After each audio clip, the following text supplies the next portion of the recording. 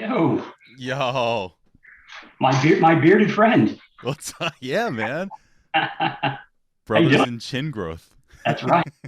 Except yours probably came in a little faster than mine.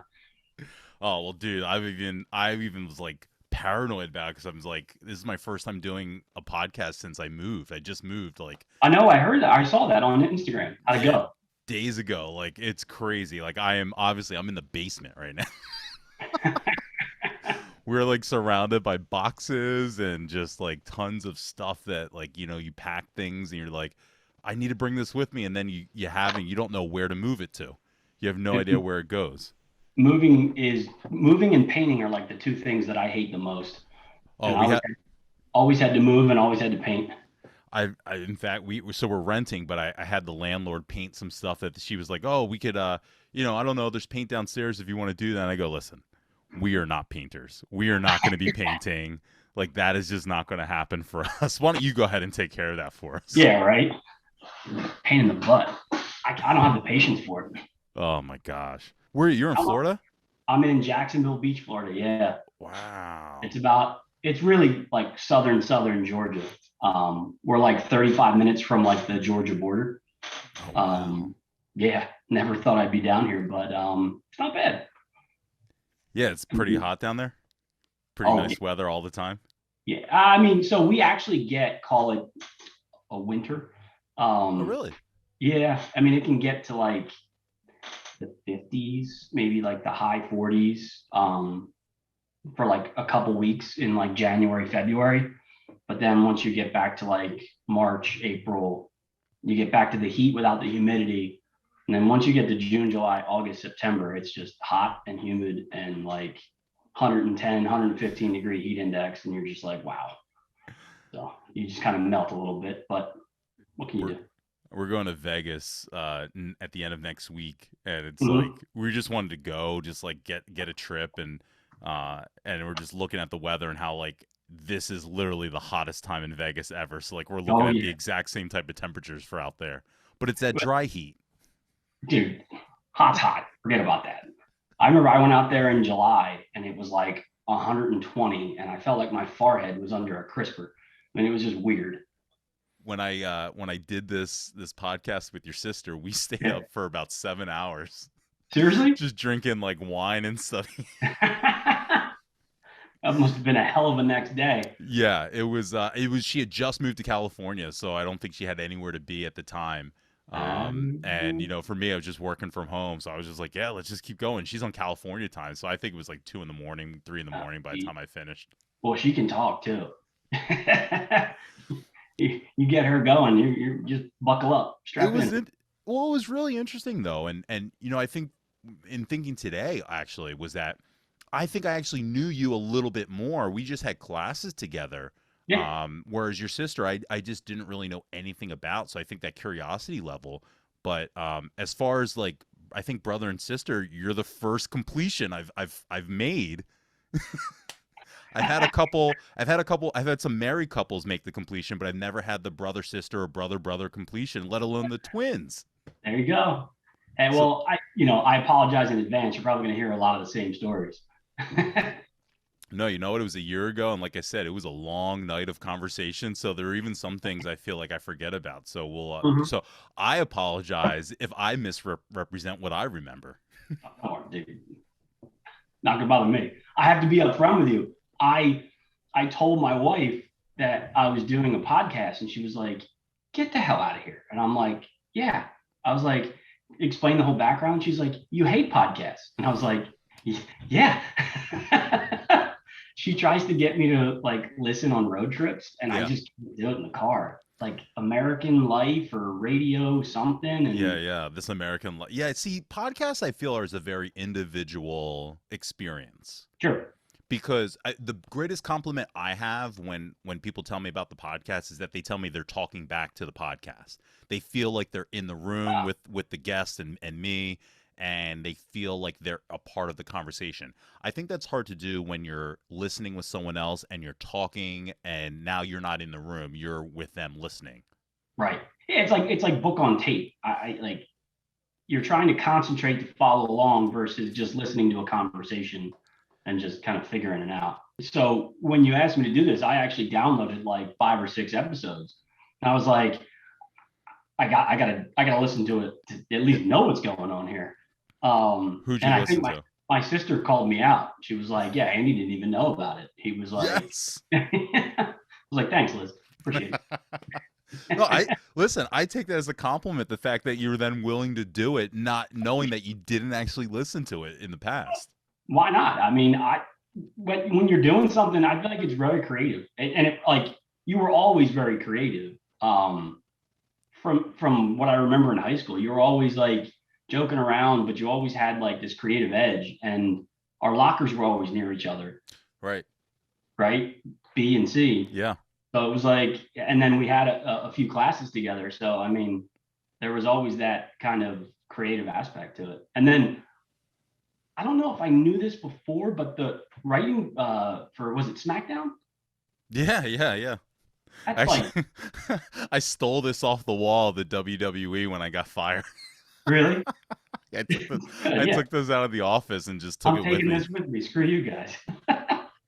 But I mean, to write like an episode of SmackDown or write episodes of SmackDown, that's awesome. That's really cool. Yeah, man, it was fun. It was taxing. It took years off of my life, but I appreciate that you remember that stuff. I always wonder, what do people remember about me? I always assumed, I think when I started the podcast, I assumed that people would remember the negative and not remember like the yeah, like you just like in my head you remember like What uh negative things did you do? oh my gosh. So I would just like a very aggressive. You were always very, very nice in high school. That's what I remember. You're I just was like, yeah, I remember you being very nice, not confrontational. But at times when I would get animated, people would tell me to shut the fuck up. And if you tell me, oh, you know what I mean? So if you tell me to shut the fuck up, I'm going to tell you to shut the fuck up. And then if you say something back, I'm going to tell you, prove it or something, you know what I mean, whatever. right, Like always right. felt like a need to instigate or take it to another level higher to show that I'm tougher. And so that's what I assumed 20 years later when you think back about yourself. And I don't think I ever took into account that people just assume the worst about themselves. So I just assumed the worst about myself and assumed everyone remembers Right, my worst qualities that I worked hard to try and like remove. right. um, but no one really talks about. Now I haven't talked to everybody yet.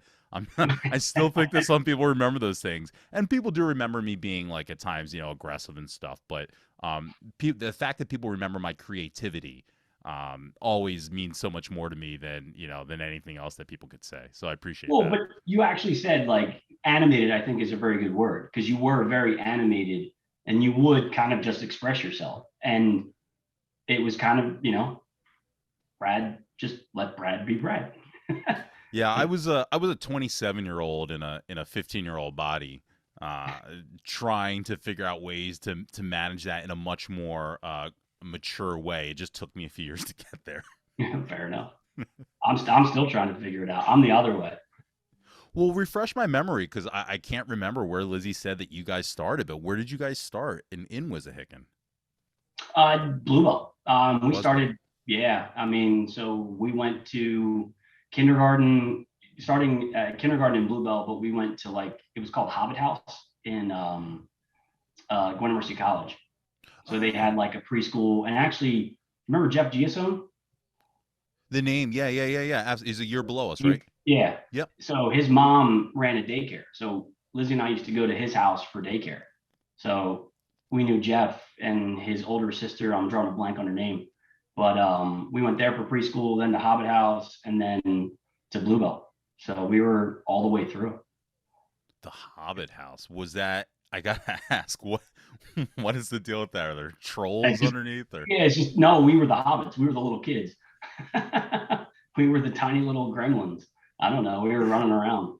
And That's my great. mom worked at Gwinnett Mercy College, so it was perfect for her. She could like drop us off, go to work, and then pick us back up. Yeah. And then yeah, we went all the way through. And you know, I think the group in Bluebell was like Mailhorn, Mossy, um, Chris Salviti, Steve Johnson, Chris Yeah. McQuaid, Forrest Sellers, Pat Yeah. Emery. Like that was like we had like a good little crew there. And it was fun. We had a blast. So Did you have you had two older brothers, right? Brian and Jeff. Yeah, Brian was a senior when we were freshmen. Jeff was already gone. Um, but yeah, so they did the same thing. They went all the way through. The only like almost variation was at the end of middle school. I had a lot of friends that also went to LaSalle, just from like Salviti went to LaSalle, right? Salviti did, and then Tommy Gorman, Ian Garrity, Bubba Gernard, and they all lived like in the area, and we played like WRA and soccer and little league baseball and stuff like that. And my parents asked me, they're like, "Do you want to go to LaSalle?" And I was like, "No, absolutely not." What was it that you didn't weren't digging? I I didn't want to go to private school. Mm, Like it was just kind of all the same. Like it was an all guys school yeah. and they all look the same. I'm like, no. Like let's go do. I'm not nothing wrong with that, and like Yeah. I'm still friends with them to this day. Like another guy, Kyle Cleary, went to LaSalle, and he was my roommate at Villanova Mm. for all 4 years. So, and we're like best friends. So I'm not knocking it, but it just wasn't for me. That's So interesting. When you say the same, do you mean white, or do you? yeah, I Yeah, do. Yeah, I yeah, mean, not that there weren't other backgrounds there, but I mean, it was just all we were all kind of you know the same. Oh, yeah. hey, you, your mom, and your dad, all this stuff, and you kind of grew up similar, and you're just like, okay. I mean, and the other thing too is I had two older brothers that went through Wissahickon, Right. and I wasn't about to let like that slip away because they all played sports, and I wanted to do better than them in whatever they did. We were a very competitive family um, from the very beginning. Like anything we did, we tried to beat each other at. Academically and sports wise, I know sports were big, but Yeah. academically as well. I mean, more sports. Yeah. I probably didn't get serious about like school until like sophomore year. Um, I think my freshman year I got like all B's and C's, Mm. and I took that home to my dad, and he was ready to just whoop some ass. Yeah. And I was like, look, I think that's just what I am. Like that's what I can do. And he's like, come here. And he pulled me aside, and he was like, this is what you have to do to in the next 2 years to get into National Honor Society. Like that was really big Whoa. for him. And he was like, you got to get straight A's. You can get one B. And I was like, all right. And he's like, you're gonna do that. And I was like, okay. He didn't really give me a choice. So Were your brothers National Honor Society? I don't think Brian was. I think Jeff was. So I And wonder then where. obviously I have Lizzie, you know, so everyone was like, oh, the dumb twin. I was like, hey. um, That's why we had classes together. You had the CP classes. yeah, that's right, man. I worked my way to the AP classes, but it took a little time. Yeah.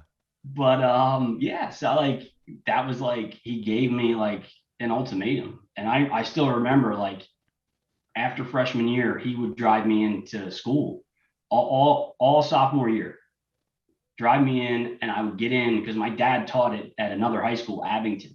Okay. And so he would get in at like, I don't know, 6:30 in the morning. And we would leave our house at like 6. So I would be at Wissahickon at like 6:15. Yeah. And I would go in, I still remember it, Miss Harrison's class. Do you remember her? No. What She was she? was What a did she math teach? teacher. Okay. And she would always get in like super early. And I would go in there. And I think ultimately, like Lizzie would come, obviously. And I feel like Mailhorn would go. And like the more, like we would just start going in earlier. And I think like Molly would maybe go, Katie Evelyn would maybe go, Molly Foos, Katie Evelyn. And we would go in there and just like kind of like do our homework and do all that stuff. So Really? like, yeah. What So was this like an official program, or was this like the now, teacher saying I'm here and you can come in, and so you guys just all gathered? Wow, that's something I would have never expected. yeah. So like I heard Lizzie say like, and I did. I was to go to bed at like 8 o'clock, 8:30. Um, but I would get all my homework done in the morning before. Hmm. I wouldn't do it at night. I'd do it in the morning because I knew I had like an hour and whatever to get it done. So I would just do it in the morning and then go What throw it kind in. what kind of students were like Mailhorn and Moss and some of those? Assuming that I know that those guys were your friends, and I know you had more at Wissahickon, but what was your friend group in general? What kind of students were they? I mean, I think they're all smart. Let me put it that way. Yeah. But smart doesn't mean a good student, right? Like I always put it more easily to my older brother Brian. He's really, really smart. He hated school, so Hmm. he just didn't care for it. I don't think most of my guy friends, my group of friends, they're not they were okay in school, like they weren't bad in school.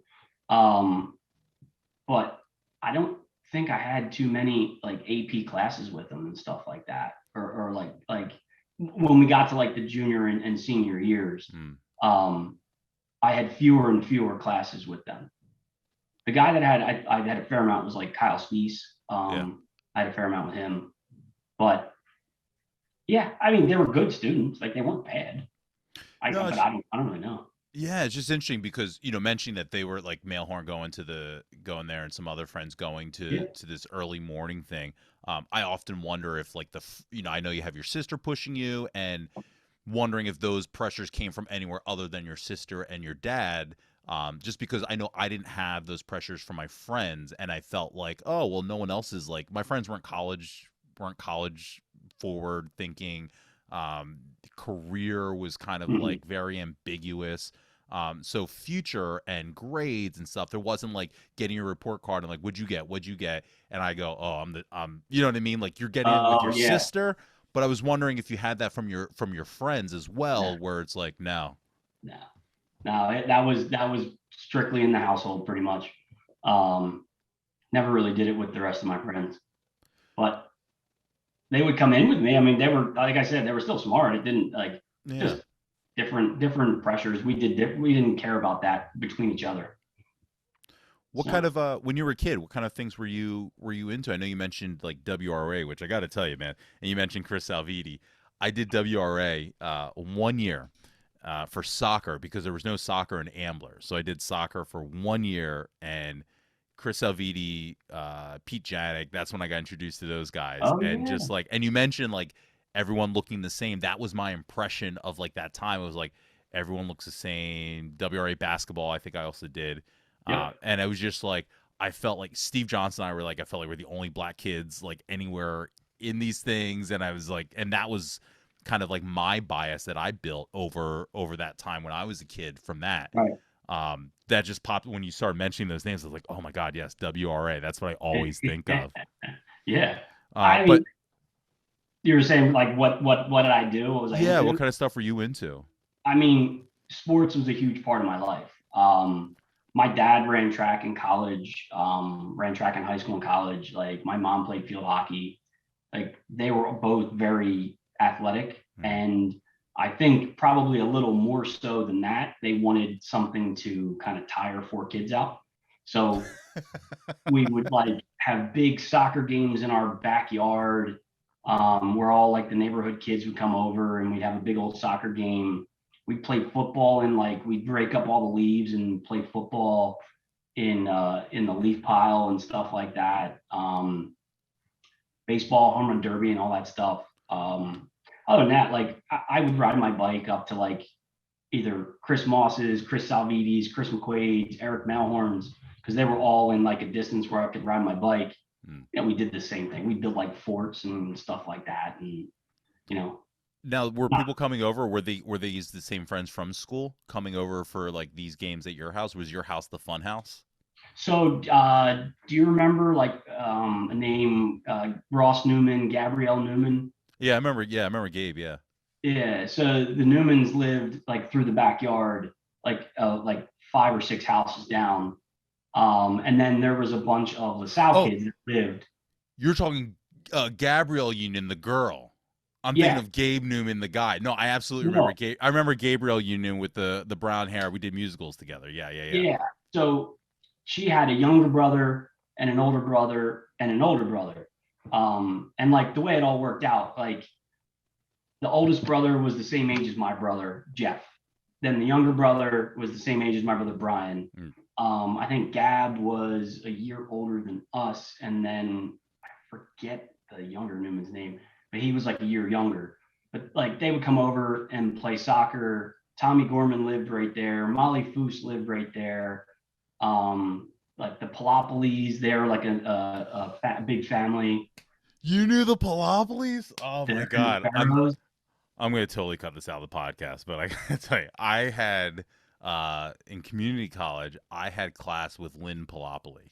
Oh yeah, she's great. Oh my god, yes, and was like for a semester was just like the biggest crush, and we were in media together, and we were like we used to do video projects together. We were like a 3-person group, and we were in our group together when she broke up with her boyfriend. And I remember I was just like, her boyfriend went to King.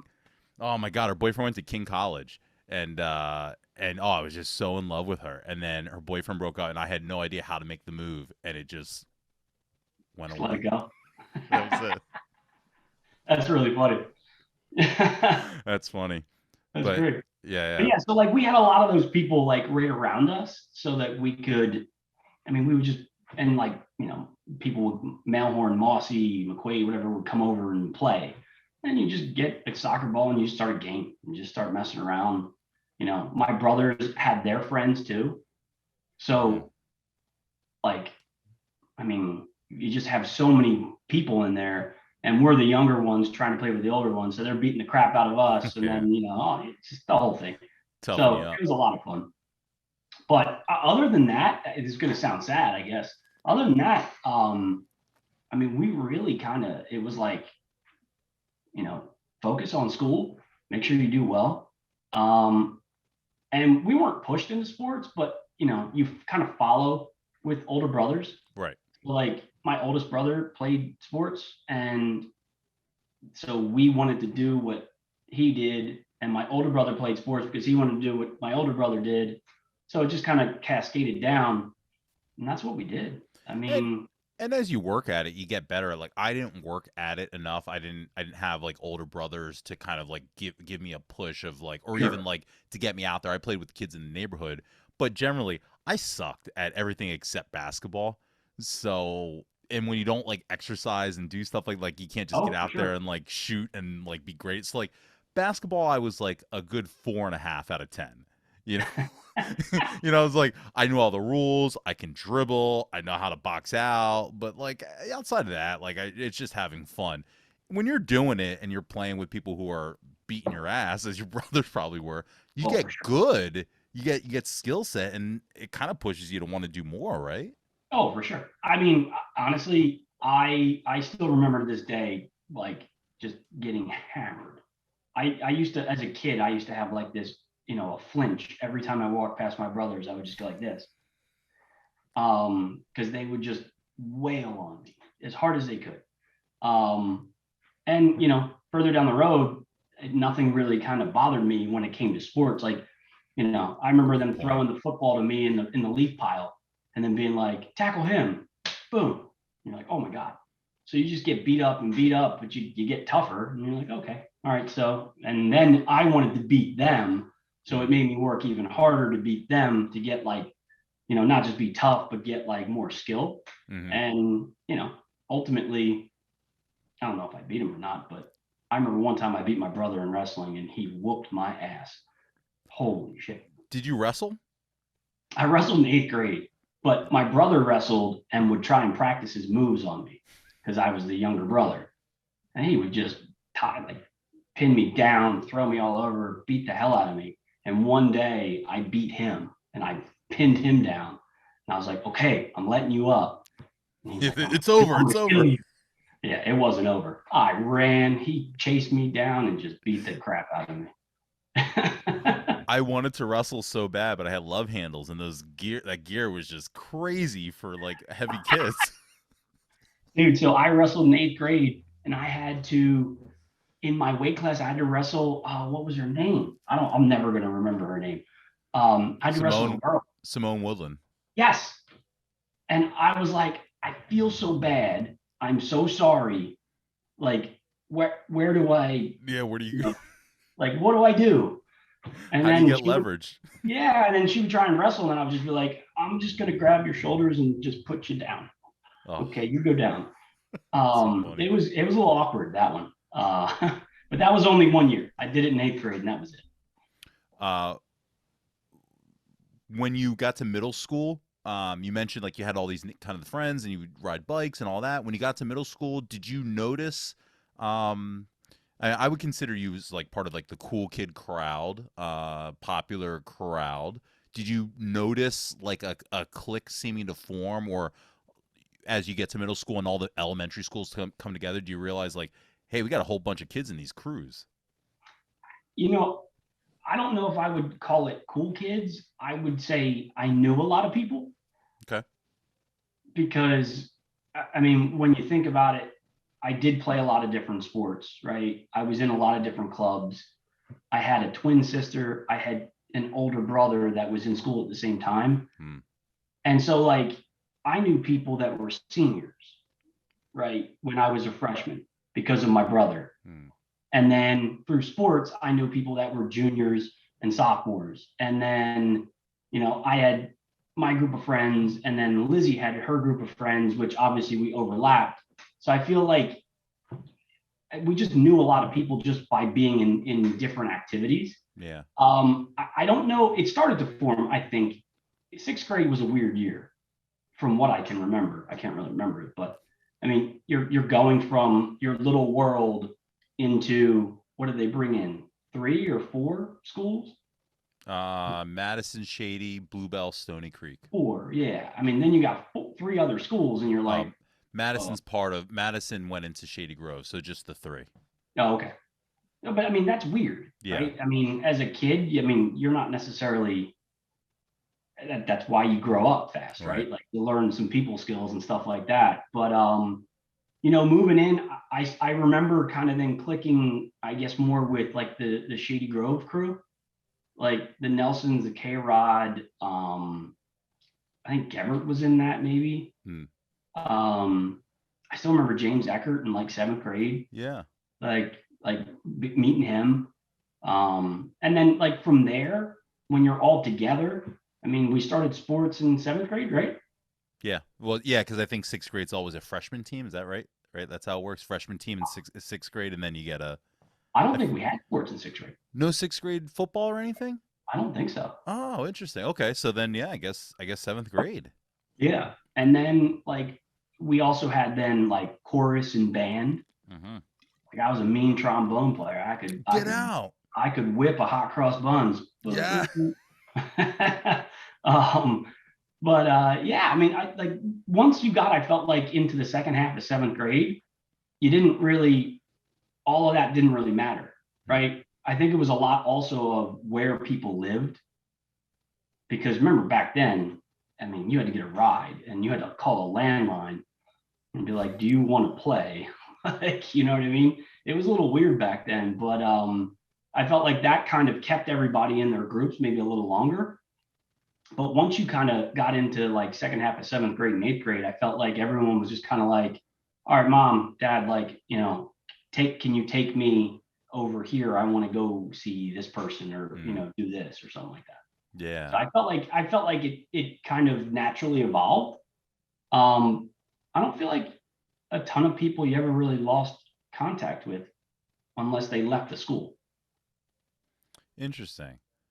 So when you say that, then you felt like you knew a lot of people, but then like seventh grade, end of seventh grade, you have like a lot of different people you can actually kind of like be brought to actually hang out. Do you feel like even in that group that you had like real friends versus people that were just kind of names in the group? Honestly, back then, no. I mean, you're still trying to figure it out. Yeah. I mean, everybody seems good for the time where you're at. Oh, this guy's cool. This guy's fun. He's funny. He's, fast. I mean, back then, you're probably like, "Oh, that guy's so fast," or "That guy always has candy," or like, dumb stuff like that because you're in 7th grade. Wait, who had the Well, candy? Mossy always had the candy. He used to sell that like in a black market. He'd bring a school bag full of candy. He would get in trouble for that crap. Him and Salviti were terrors, absolute terrors. Nice. They were awful. I remember one year, was it 7th or I think it was 8th grade. We had to do a 2 scale like diagram or whatever what you want to call it of the solar system. And Oh the wow. teacher had to, yeah, and I forget what class it was in. I forget the teacher, but the teacher had to leave the classroom. She comes back in, and Salviti and Mossy are having a fight with like Saturn and the sun, just winging them at each other because they were made of like the styrofoam balls. Oh, they got in so much trouble. I'm gonna take a shot in the dark. England Gordon. It may have been actually England Gordon. Tall, long blonde hair, ponytail. Yes, back in the corner Mm-hmm. of the hallway. Yeah. I Were think you that was were you eight? Did you were you 8A? 8A. Yeah. Yeah, I went. I think 6C to 7B to 8A. Same. Yeah, no, I know. That's what I mean. We were at the Oh my lot. gosh. Same exact ones. I know. And I still remember it was like gray to puke orange to like blue. It was pretty wild. It's weird what, like, honestly, when you asked me to do this, I was like, I got to start to think back and remember things. Because, I mean, out of sight, out of mind, like it's so far back. I was like, oh my God, like names that I had never thought about then start coming back up. And you're like, whoa, like Forrest Sellers. I remember sitting next to him. I went over to his house to play one time when we were like, I don't know, 5, 6, Yeah. like something like that. And I remember going over there, and then we had, I think it was Miss Parker's English class or something like that. Yeah, 7. Like we sat next to each other or something. Steve Johnson and I were pretty good friends growing up. He lived up in, what was that neighborhood up in Gwinnett Knoll? It was the condos in Gwinnett Knoll. I don't know that. I didn't know that area very well. I was in Ambler, deep in Ambler, so I didn't know that area very well. Oh yeah, I mean, at this point, I don't either. Yeah, I've been gone from Philly for 12 years now. Yeah. But Steve, I remember I had basketball with Steve. We were on the same team in WRA, and the nicest guy. Like I said, I was a 4.5, and Steve was about a 9.6. Oh, out of 10, and the nicest guy. Never made me feel stupid. And we had England Gordon together for science. Steve and I remember we used to always sing Keith Sweat. I mean, when you said you were a 27-year-old in a 15-year-old body, Steve Johnson was like 35 when he was like 10. Yeah, he was. I mean, talk about developing faster than everybody else. I'm sitting there like, hi, how you doing? And he's got a 6-pack. Yeah, I mean, he was making like the Junior Olympics like in 6th grade. It was unreal. Yeah. Unreal, but so nice then. So nice then. I remember, captain of the team, but like never made me feel like shit for missing foul shots. Yeah, he was crazy athletic. But yes, I mean, like I never felt like all of a sudden like, oh, I got my click. I don't even think I felt like that in high school necessarily. I mean, obviously it all kind of builds toward the end. Yeah. But like even in high school, like my boys to this day, like, Cassidy, K-Rod, Gabbert, Keenan, McQuaid, Farley, like all those guys, like, but all those guys also, they played lacrosse. Well, didn't, but in the spring they played lacrosse, and I played baseball. So then I would hang out on the other side. I'd hang out with Mossy, Moyer, McCarthy, that whole side of things. Yeah. And then with them was like Spieth and Zeker. And we would hang out because then we would play summer league baseball as well. We'd play Legion baseball. So you just hang out on that whole side. So I had like a half a year and a half a year because it would just take up all your time. Right. And then I had like the football, basketball kind of time frame. Was there a difference in groups for you, like as far as like what you would do? I would always look at like the first group you mentioned, as far as Brad and all those guys and Kevin, as like more of like way deeper into the cool kid crowd, and no disrespect to the baseball guys and Kevin and all those guys, but like I never heard about them so much. For you Oh, fair enough. socially, as far as like social things of this happened on the weekend, for you socially, did things feel like they changed? Even if I know, like on weekends and things, did you feel like, okay, now I'm doing stuff totally different than what I would do with these guys? Yeah, I mean, to an extent. I mean, over the summer, like with our schedule for baseball, I mean, we had a game like almost every day, every other day. Hmm. So you were together all the time, Yeah. and you couldn't really go do anything crazy, even though there were a few of those times. But like we would go to like Moyer's house and like play pool basketball, and we would drink too, but not like crazy. We would go to Mossy's house and do the same. We would do different things. We would go to, Umma's house if he was having a party. It just wouldn't be all the time because we just had so many other things going on. Like baseball literally would be like, oh, you got a game today, a game tomorrow, and a doubleheader the next day. And you're like, Jesus. So like it would just really kind of, or you'd have practice on a day in between and then you'd have a doubleheader.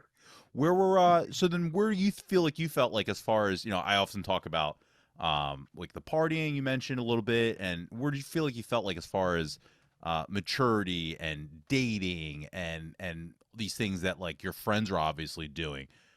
Did you feel like you felt like you were up to level? Were you dating? Was that beyond you at the time? I mean, I don't know that I was really focused on it. Like, if you want to call it dating in high school, I mean, go for it. I mean, looking back on it, it's kind of Locker funny. buddies? Yeah, I mean, like, I think I technically dated Katie Constable.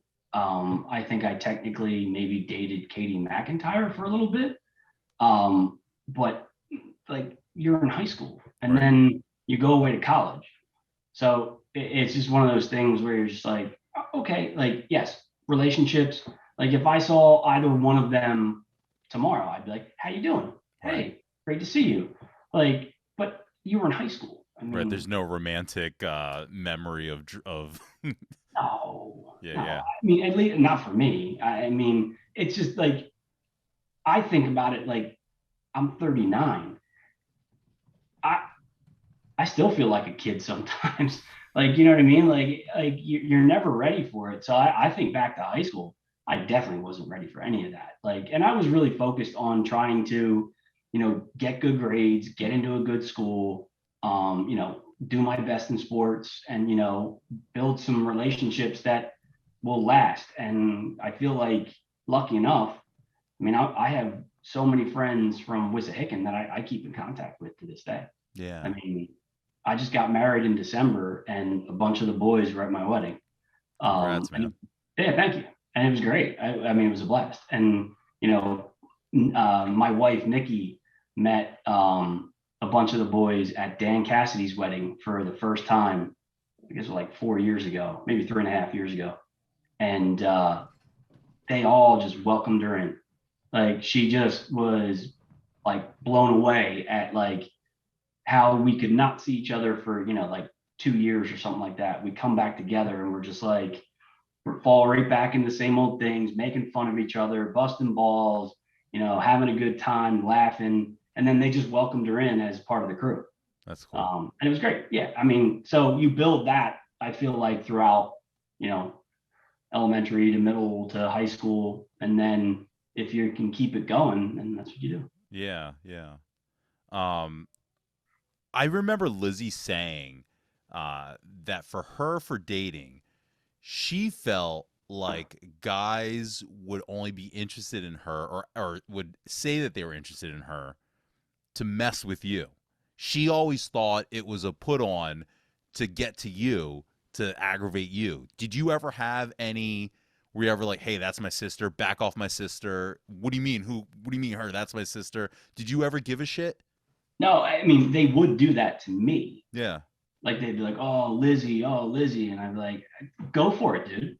I said, she can take care of herself better than I can. I was like, you go ahead. Good luck.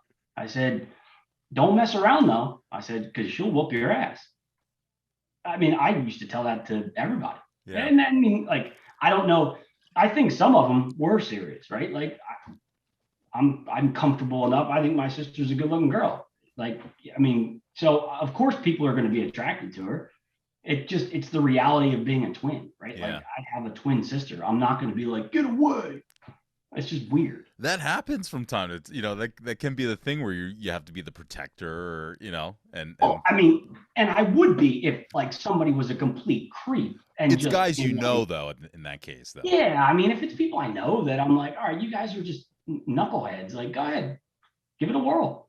And I'm sure some of them hooked up with my sister. I mean, okay, she's allowed to like grow up and live her life. It didn't bother me. It wasn't a daunting thing of like, were you guys ever like at parties together where you feel like you have to like keep an eye on? She didn't go to many parties, she said, but did you like where you felt like you had to keep an eye on her socially, or watch out for her, or Not even if it really. even if it wasn't for guys, did you feel like gotta like, I mean, I'm trying to think back. I don't think so. One, I think because I don't think we were at. She didn't go out to a ton of parties, and not. I don't think because she didn't want to. I think she got. I think she talked about it. She got arrested in sophomore year. mm-hmm. So I guarantee you, if she didn't get arrested in sophomore year, we would have been at many more parties together. Let's put Yeah. it that way, right? Like, but once that happened, she like took herself out of that. I don't want that to ever happen again.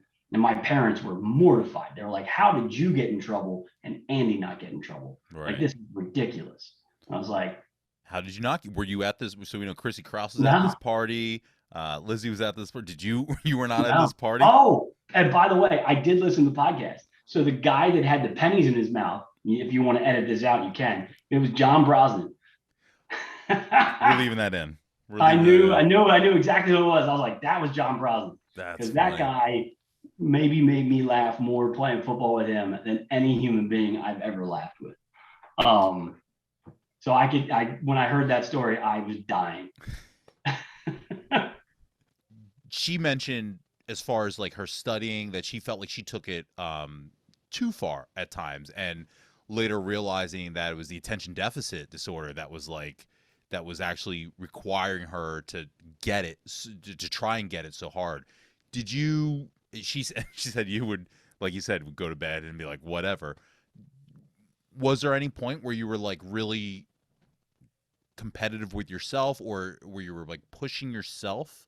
It sounds like in sports you were really pushing yourself, but academically, I know you mentioned you had the morning classes, but did it stay that easy for you?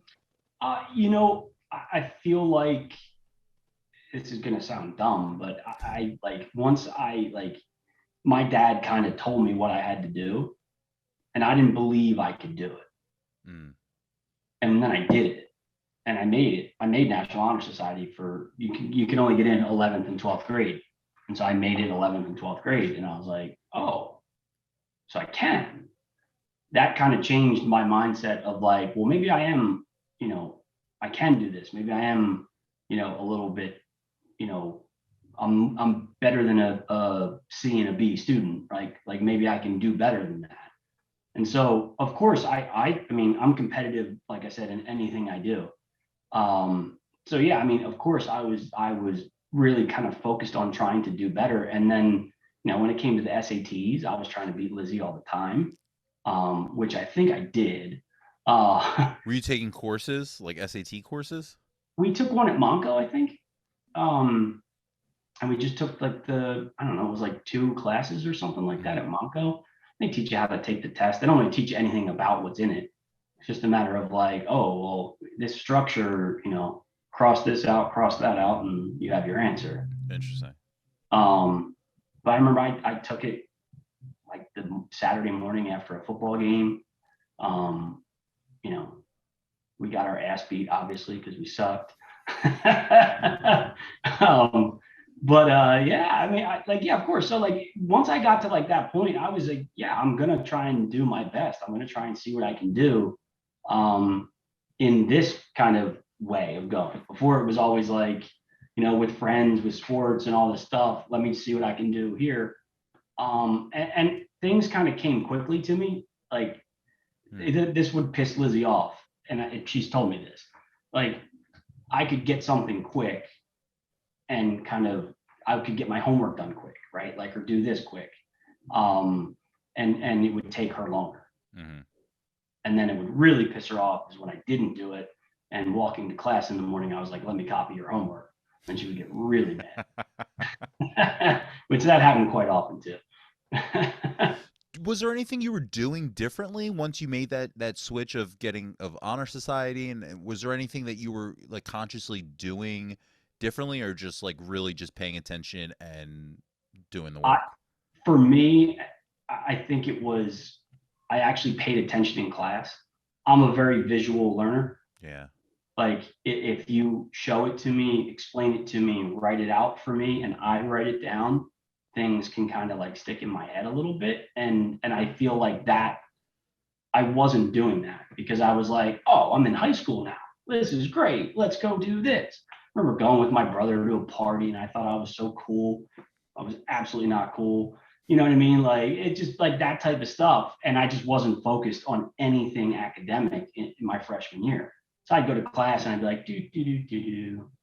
And, you know, that's kind of what happened. That you know, you get the results that you put in. Mm-hmm. But then, you know, you start to focus on a little bit. And for me, again, I could not take notes, or I would take a few notes, but pay attention. If I paid attention in class, it came a lot easier to me because I could remember like conversations and be like, oh, I remember that was that, and kind of do it that way.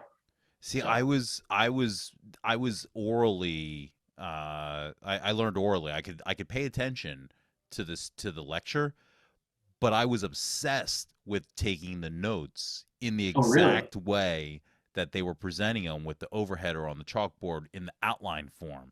And I would be so obsessed with the actual like organization of the notes of the Roman numeral 1 and the capital Right. letter A, that I would just like be focusing so much more on that, and I would never actually pay attention to the lecture. I would just be writing the notes, and So that was tough. I would start like that because I for whatever reason, I don't know why, but it was like a warm blanket when it was all structured nice. You're like, ooh, that's perfect. I did that for like the first third of a page, and then it was just like scribble, just words Yeah. here, scribbles there. I mean, I couldn't. My sister's notes were impeccable. Yeah. I remember opening her notebook once, and I was like, "What the fuck is this?" Who have I been living with? I was like, "Whoa!" I mean, she did not mess around, and she would make like note cards and all this stuff. I was like, "Whew, good for you." Oh, that's funny. I just couldn't do it. Like if I did that, I feel like my mind would get off track about actually remembering what it was. And I'd be more focused to your point of like making sure the outline was right, making sure the note cards were right, you know, and stuff like that. Because you know the worst part of that? I never went back to the notes. I never went back and studied the notes again. I never went back and, like never, ever, ever. I would just go, hey, either got it or I don't. Like, I would just roll in on Monday or whatever and like, I'm just going to take this. Don't remember what 19, what, and because it was also fact based, and the questions at least were also fact based. And so learning about treaties and all these different things, I didn't learn the dates because I wasn't paying attention to what was happening. You were just writing. You weren't Right. listening and like comprehending. This is a Yeah. term. This is a term. This is a term. This was an event. This was an event. I don't know. There's like 6 different dates of events I'm supposed to remember, and never ever clicked. I wish now, like now, I'm just like I get those sort of things. I understand because I just listen. I don't worry about writing it down. And that's exactly kind of what I was trying to, you articulated it much better than me. That's exactly what I was trying to say. Like that, once I started to just like listen and actually like figure it out. Cause I mean, think about how many dumb movie quotes you can just spit out of your head.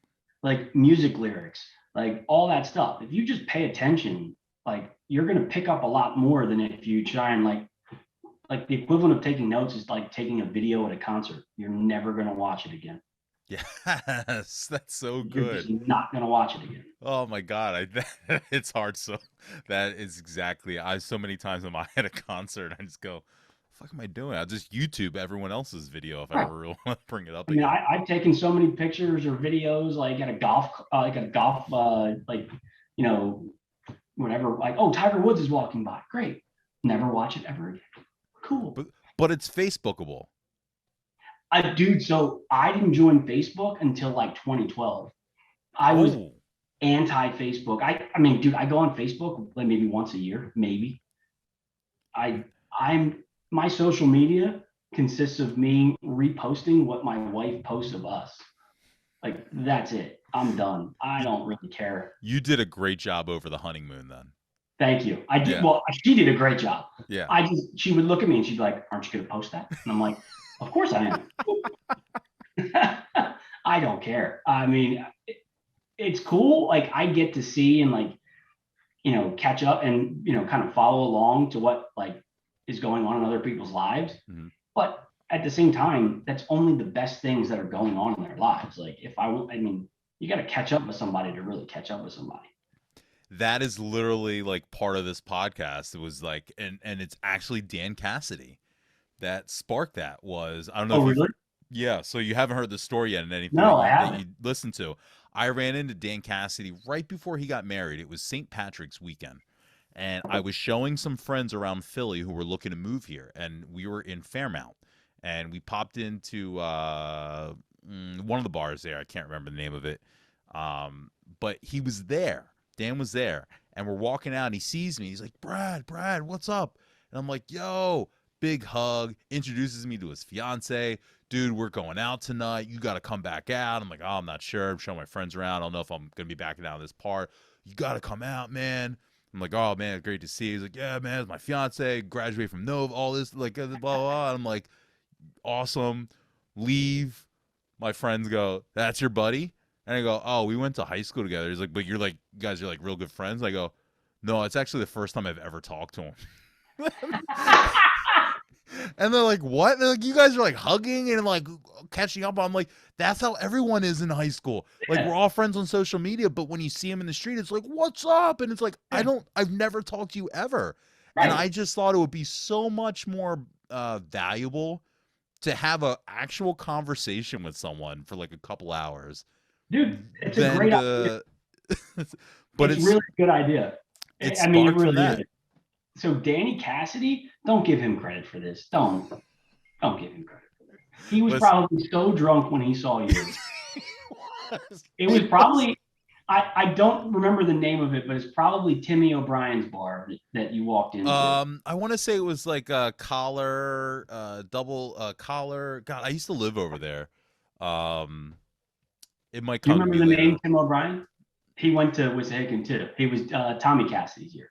He had freckles, right? And I don't know if he had freckles or not. But he played soccer. I had chorus with him, I think, in 10th grade. Okay. It was him. He was him and Corey. Zara. What is it? Corey Zara. Yep. Yeah. I had chorus with the two of them.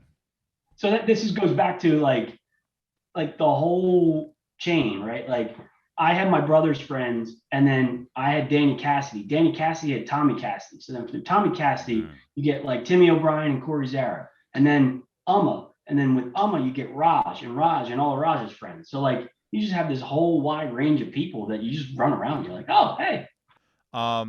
We were joking about concert pictures and stuff like that. Did you have a band or an artist from high school era that you were? Are we going to put Dave Matthews on you? So yes, just because that was the experience to go be able to get drunk. I'll tell you right now, I do like Dave Matthews, but they weren't my favorite. I've probably been to like 25 Dave Matthews concerts. Oh my God, Andy! I know, but we gotta put you up there with like Pam Lacey and see who's got more. But like, you got to realize, like, I would go to like the 3 or 4 nights in Philly, like every time, because it was like, Mom, going to a concert, just get drunk and go home, and it was great. Okay, awesome. I think like early on, like middle school and stuff, I would listen to my brother's music. It was like Wu-Tang, Goody Mob, Outkast, Cypress Hill, Biggie, Tupac, like all that stuff. Still love all that. And then moving into high school, you know, you just kind of build upon that. But a big one for me, I know Mailhorn too, was Incubus. I loved Incubus. Oh yeah. Um, their Pardon Me, like that whole album was like spot on when we heard it. And then a bunch of us liked Linkin Park, which was really angry, um, really angry. And I think it was our way of kind of like getting the anger out so that we could Screaming. be normal human beings. Like, no, we wouldn't scream it, but you'd listen to it. You gotta Um, scream it. no, I would You listen can't to it sing it. before. I would listen to it before Crawling like sporting in events my and be like, all right, skin. get all hyped up before a sporting event and then go out there and try and take Okay. some off. But yeah, I mean, it was kind of, I don't know. It was a little bit of that. I grew up, honestly, you're gonna laugh at this, but probably half the songs I listen to are Latino. Um, like whether it's merengue, salsa, reggaeton, any of that stuff. Just from growing up going to the Dominican Republic. Yeah. And my friends always made fun of me. They're like, "Oh, it's Blackie's music. It's Blackie's music. It's Blackie's music." And I'm like, "Ah, it's my music." But Yeah. yeah, so I would listen to a ton of that, and still do to this day. I mean, Oh, pretty that's much cool. if I put my friends down here, like we'll go play golf, and I'll put like a speaker on, and they're like, "Oh, here comes the reggaeton."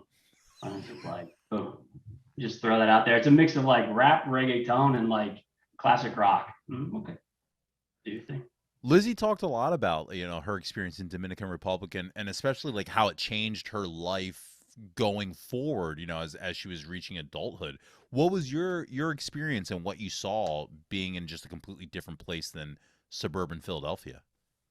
Yeah, I mean, I think the biggest takeaway is that it's not all the same, Hmm. right? Like, and I know we had diversity and everything where we grew up, but that's a different level of diversity down there, in terms of financial diversity. I mean, the poverty that you saw was just like, wow. And within their culture, right? Like the Dominicans that were very rich were very mean to the Dominicans that were very poor. Oh, wow. Um, and not all of them. I'm generalizing, Yeah. but like you see that and you're like, wow, like that's kind of messed up. And my parents always made a point to be like, look, everyone is, like, treat everyone the way you want to be treated and all that stuff.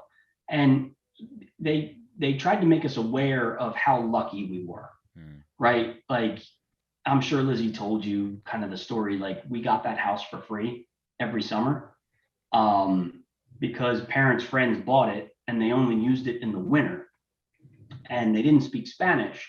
So my dad had to go help them kind of get the house set up. Hmm. So he helped them out. And then back in the 80s and 90s, down there, if nobody was at the house, your shit was getting robbed. Hmm. So they were like, it's yours if you want it because we don't have anybody, we don't go down there in the summer. So Wow. for them, it was like, take it for free. We know the house isn't going to get robbed. Um, and so we would go down there. And, my parents were both teachers. So we would leave like a week after school let out and come back a week before school let in, before sports. Right. Um, and then, yeah, I mean, it was just an experience, like mind blowing experience.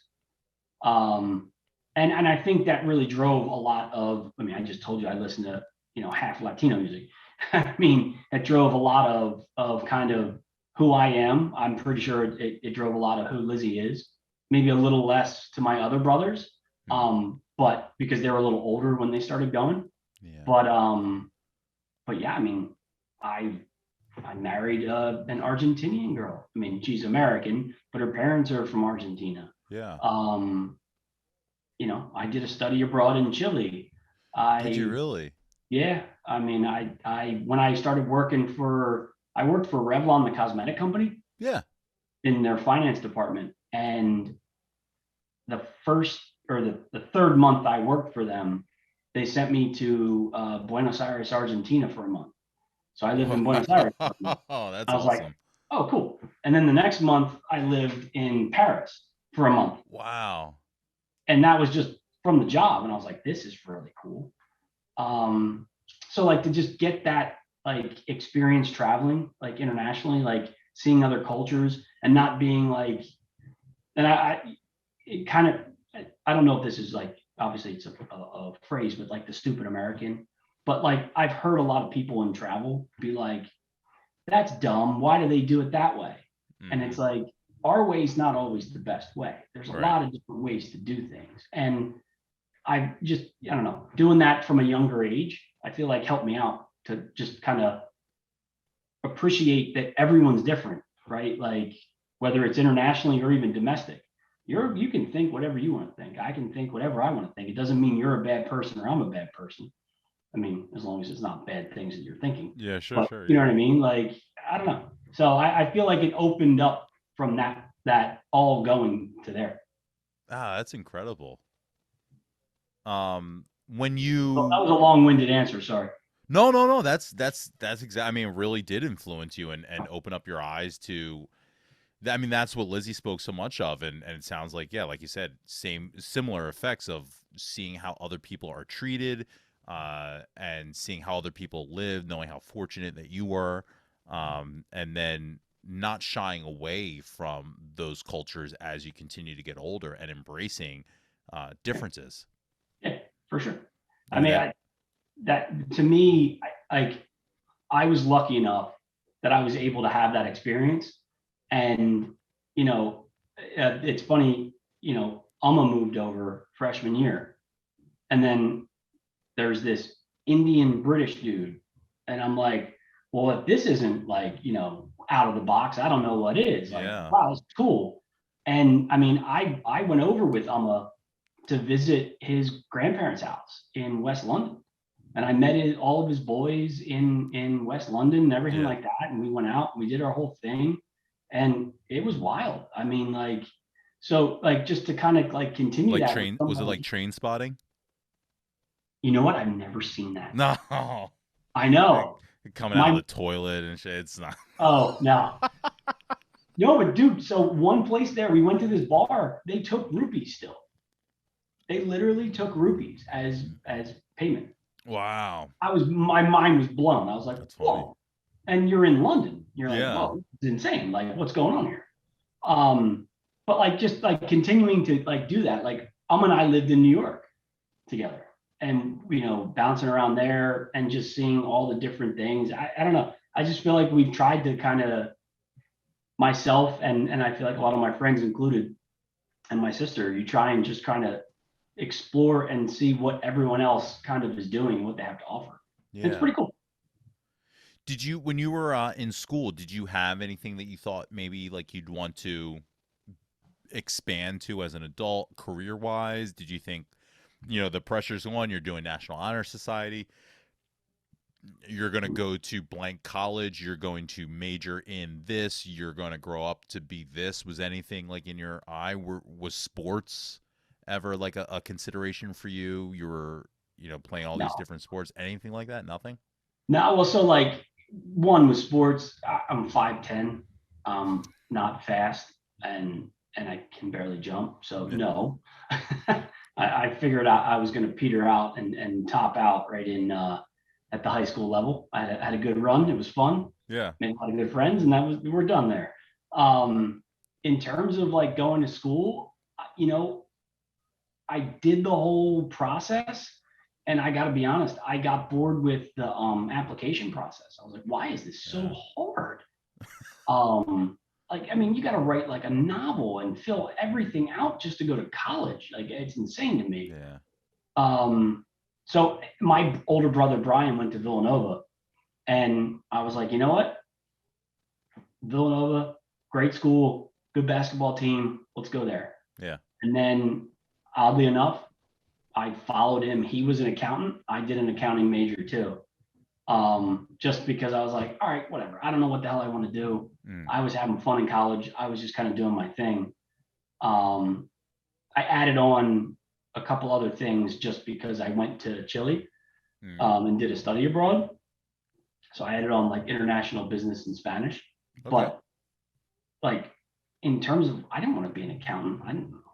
I was an accountant out of college, but I didn't know what I wanted to do. Yeah. I knew it was a good way to have a job coming out of college, Right. and it was the right time to do it. But in college, I was ready to just have a good time and party and enjoy myself. And that's what I did. So no, I didn't really have any like focus. I still don't. I'm still kind of like, I'm looking for what do I want to do. I mean, I have a lot of like experiences, which I think are great, but I'm not necessarily sure like I want to do this. And I've never been that way. I'd like to kind of like look at everything and be like, look, I never thought. I worked for Revlon, a cosmetic company, for 11 years. Right. If you asked me in high school if I was going to work for a cosmetic company, I'd be like, you're out of your goddamn mind. Yeah. No, but it was great. It got me a lot of experience in, finance and stuff like that. Great. Good for me. Yeah. So did you have a favorite class? What's that? Did you have a favorite class or subject or teacher while you're in high school? Ooh, I mean, I've always been math. It was math. Math strong, if you will. I like Spanish just because going to the Dominican Republic. Yeah. But honestly, my favorite teachers were probably English. Really? Miss Patterson and Mrs. Speeds. They were great. Mrs. Satinsky in Spanish was good. Yeah. Miss Karanji was English, wasn't she? Yeah. I think so. Yeah. Hell of a post-up player. Yeah, I mean, I don't know if I had a favorite one. I think they all kind of brought their own kind of little unique aspect to it. But math, I could always do kind of pretty quick in my head. So I like that one a little bit better. That's interesting. So then, so English your favorite, but math was your primary, and then into accounting. Was there anything like when you were a kid that you had like a nothing really? Like, no. Did you think like even like I'm going to be Michael Jordan? Oh, like what did I want to be? Yeah. Dude, I'm trying to think back. I don't think I had anything. I mean, I was a weird kid, I guess. I mean, maybe when I was young, I was like, I want to be like a fireman or an astronaut or something like that. Yeah. You'd have to ask my parents. I don't remember that. I wanted to be an astronaut. Really? But I'm colorblind, so I couldn't do it. Oh, I heard that. Yeah. Wait, yeah. So, I guess that would make sense. If you're colorblind, that might be a problem. Yeah, there's certain things. I think maybe even like in the armed services, you can't if you're colorblind. There's certain things you just can't. You're not allowed to do. So I was told that at like 9 or something, and that was it. Crushed the dream. Crushed the dream of going to space. Sorry, Elon. So, poor guy. But no, I didn't have that. Like, I wish I had a better answer for that, and I don't. And it's kind of just like, I would just go with the flow and see where anything took me. There was nothing ever that I was like, this is what I want to do, or this is like, or even what I didn't want to do. Yeah, there was nothing that you were just like, oh, this isn't for me, that you were doing in school. We're just like, I'm never going to want to do this. No. I mean, I had some idea of like, once I did the things that I was like, no. Like, for example, I went out and I was an accountant for about 4.5 years. And that was about 3.5 years too long. I was like, yeah, it's not for me. I mean, I learned a lot from it. Don't get me wrong. But at the end of the day, I was like, no, I don't need to do this anymore. Too safe. So you just take the next step. Okay, go do that. But you did it for 4.5. I know. Well, you know why? It's one of those things where, like, if you're doing it, I don't know, everyone has their own, like, you should do it for this long, so it shows that you gave it enough time. Right. Make sure you get your CPA and all that nonsense. And I'm like, fuck, all right, fine. So I just kind of did it because it was like expected. I didn't want any of it. But I did it, and then I left, and oddly enough, it helped me to get into a better position. So it was the right thing to do, and I learned a ton from it. So I wouldn't change it, but I mean, it was 4.5 years of, eh, Mm. not my favorite job in the world. That's what our 20s are for. Yeah, that's right. I mean, but then you could still go out and go to the bar every night and still wake up and be like, I feel great. Yeah. We can sustain a lot. Yeah, I do it now and I'm like, no. No. Thank God I work from home. Since I've been moving, I've been drinking beers more than usual, and I swear I'm waking up with headaches every single day now because Oh, I think I've been going slightly harder than I have in a while. So it's been tough days. that's brutal. What about movies? Did you have I any was movies from high school that were like top of your list? I'm a big Eddie Murphy fan. Um, Really? so remember when movie stores were a thing? Mm.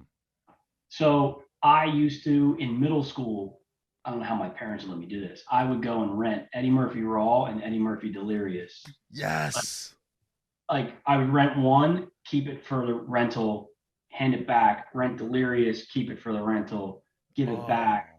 So like actually, we played baseball with Eric Fenstermacher, Yep. and we used to quote Eddie Murphy Raw and Eddie Murphy Delirious all the time. I mean, I could almost recite it to you. I Um, love Raw. Raw is one. I had it on. I burned it on a CD when I first got a CD burner, and oh I yeah. listen to it, watch it a million times. I'll Hmm. do the cheeseburger bit anytime someone says something about a cheeseburger That's on not on bread. On square Wonder Bread? I got McDonald's. It's so great. I mean, like it. Obviously, he got it from Richard Pryor, and it all builds from there. But like that one's really good. Like How, really, really good. how do you get turned on to Eddie Murphy?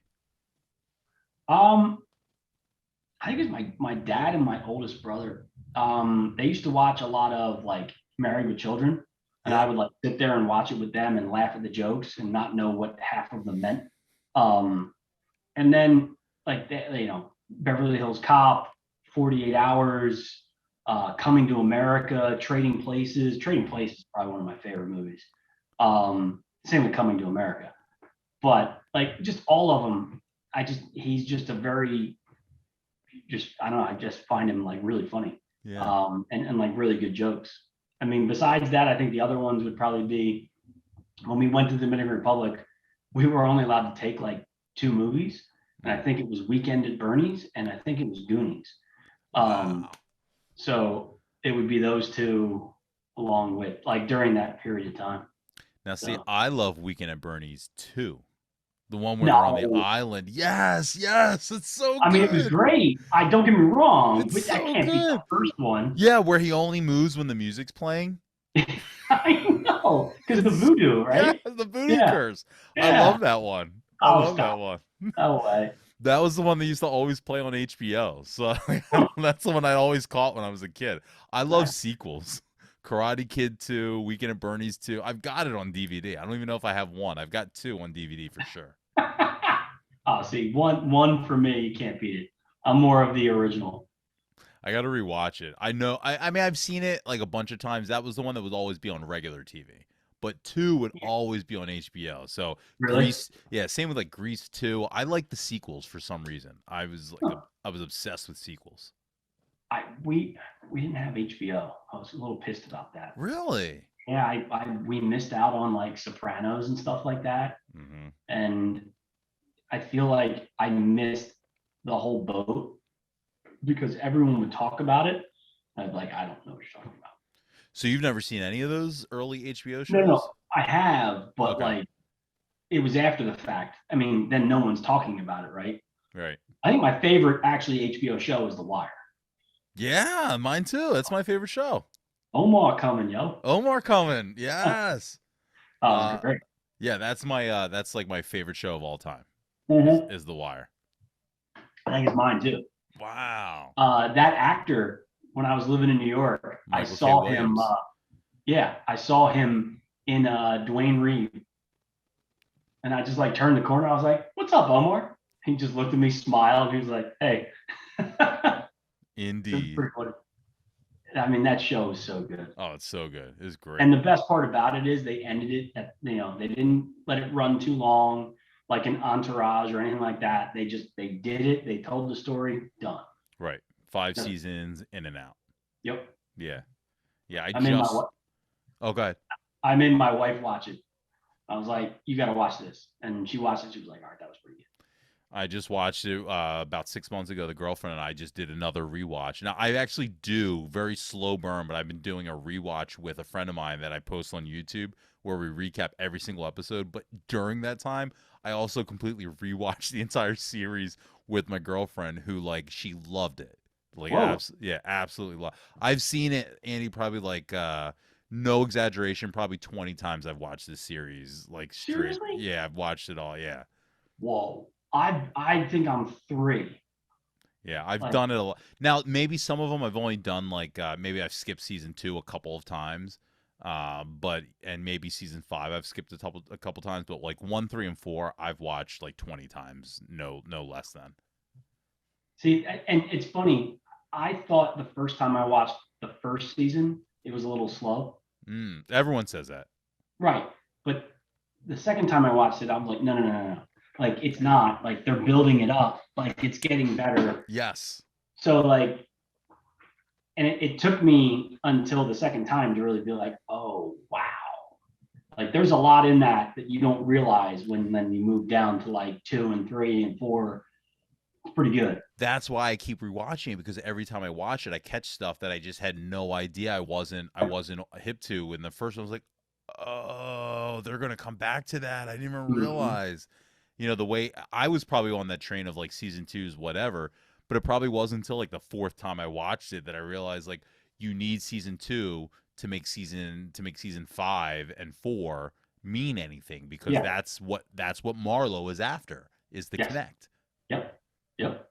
And the thing that blew my mind when I found out is that McNulty is actually British. I was like, oh my God. Yeah. Oh, I mean, so is Idris Elba, right? Right. Him and Stringer. Yep, both of them. Yeah. Best episode, it's the fuck episode? Yes. That's the best episode. Where they find the bullet in the wall. Yep. I just put a clip up about that not long ago. He taps on the window. Tap. That is the best episode. Oh, so good. I like that. I also like the one where McNulty crashes his car like 6 times trying to make that turn drunk. Is that the one where he's banging the chick by the train tracks? Yeah, and he's all no, it's the one where he goes to the diner and orders the pancakes, and he's bleeding like out of his hand, and when he goes back to her place, she's like, "You can have whatever you want." Oh man, that's great. Yeah. That's awesome. I love that show. Me too. When you were doing football, very curious about this. How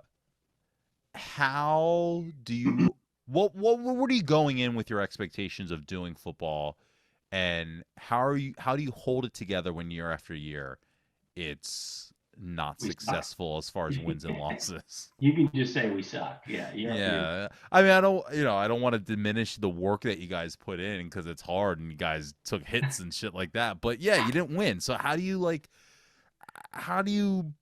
hold that together as a kid? And that's why I asked you originally, was sports a thing for you? Because I talked to like Zach Rowe and a few other people who've talked about their football experience, and I think Tom Beal, and it was kind of like they had to put the work in on themselves to try and get like footage and down in their schools, and it was just kind of like a little bit of a bummer because of the team was the team. And what were your expectations going into football, and then as it's playing out year after year, especially when you're also on, you're playing, I think, I'm not sure about the baseball team, but I know the basketball team was making real strides.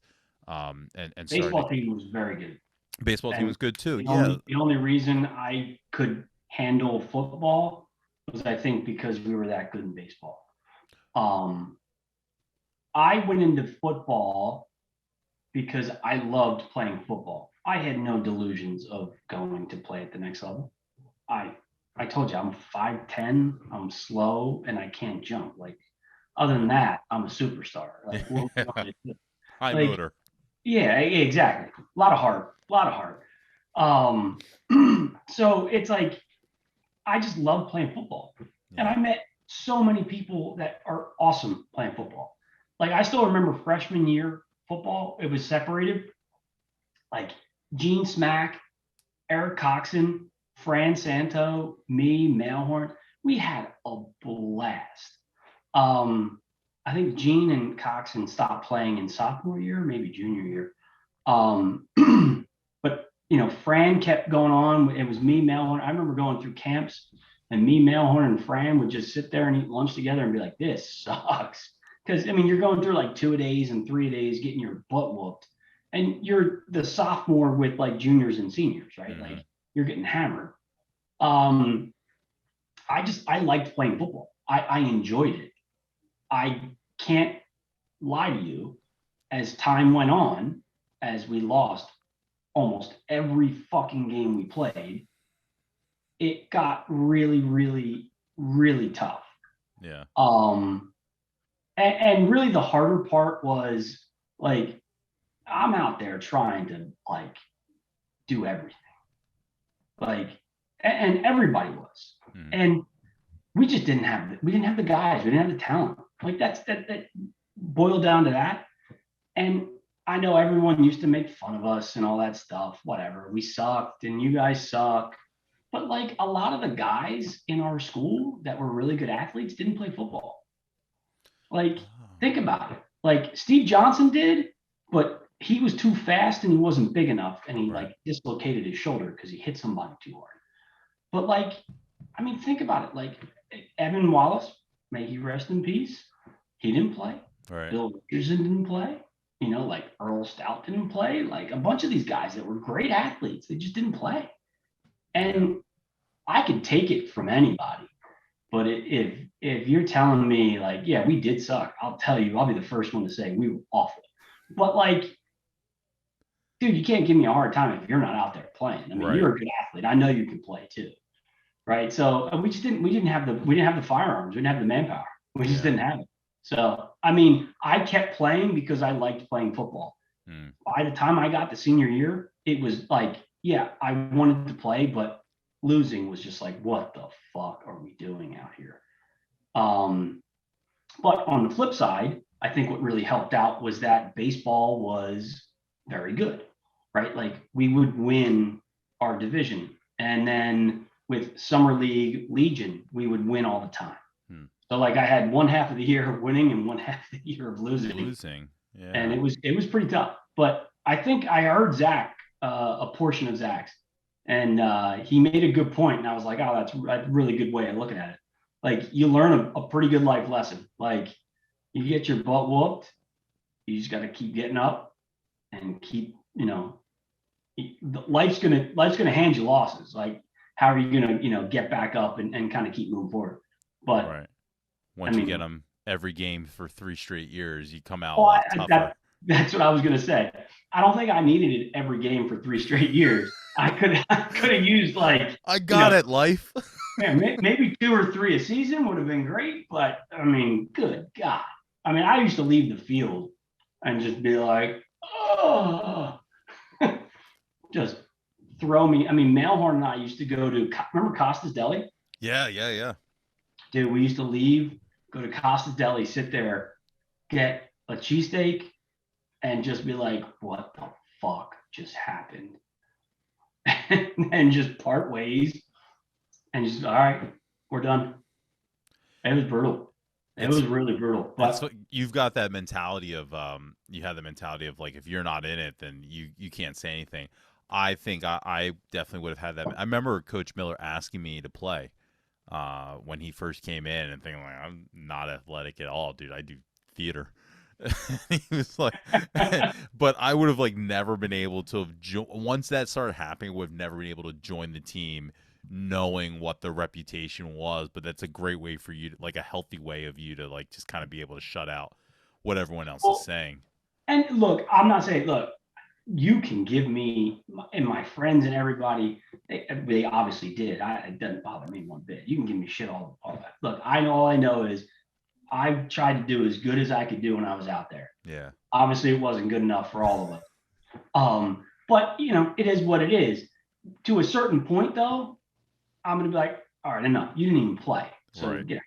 But of course you can give me shit. Give me shit. I give my friend shit on everything. Yeah. So it's not like I'm untouchable or I'm untouchable because you didn't play. That's perfectly, warranted to give a shit. We suck. Like we were terrible. I think we won 3 games in my 3 years. That many? Yeah, that's right. Wow, congratulations. I had no I know. idea. It's like if you had 2 fingers cut off. It's great. I mean, brutal. Actually, the best part was we won our last game, which was Thanksgiving Day of senior year. So we beat Upper Dublin. And so I was like, yes, okay, we suck, but we don't really completely suck, and we can leave on a win. What's that like knowing that you're doing baseball and you did basketball, right? I did basketball freshman and sophomore year, and then indoor track junior, senior. Okay.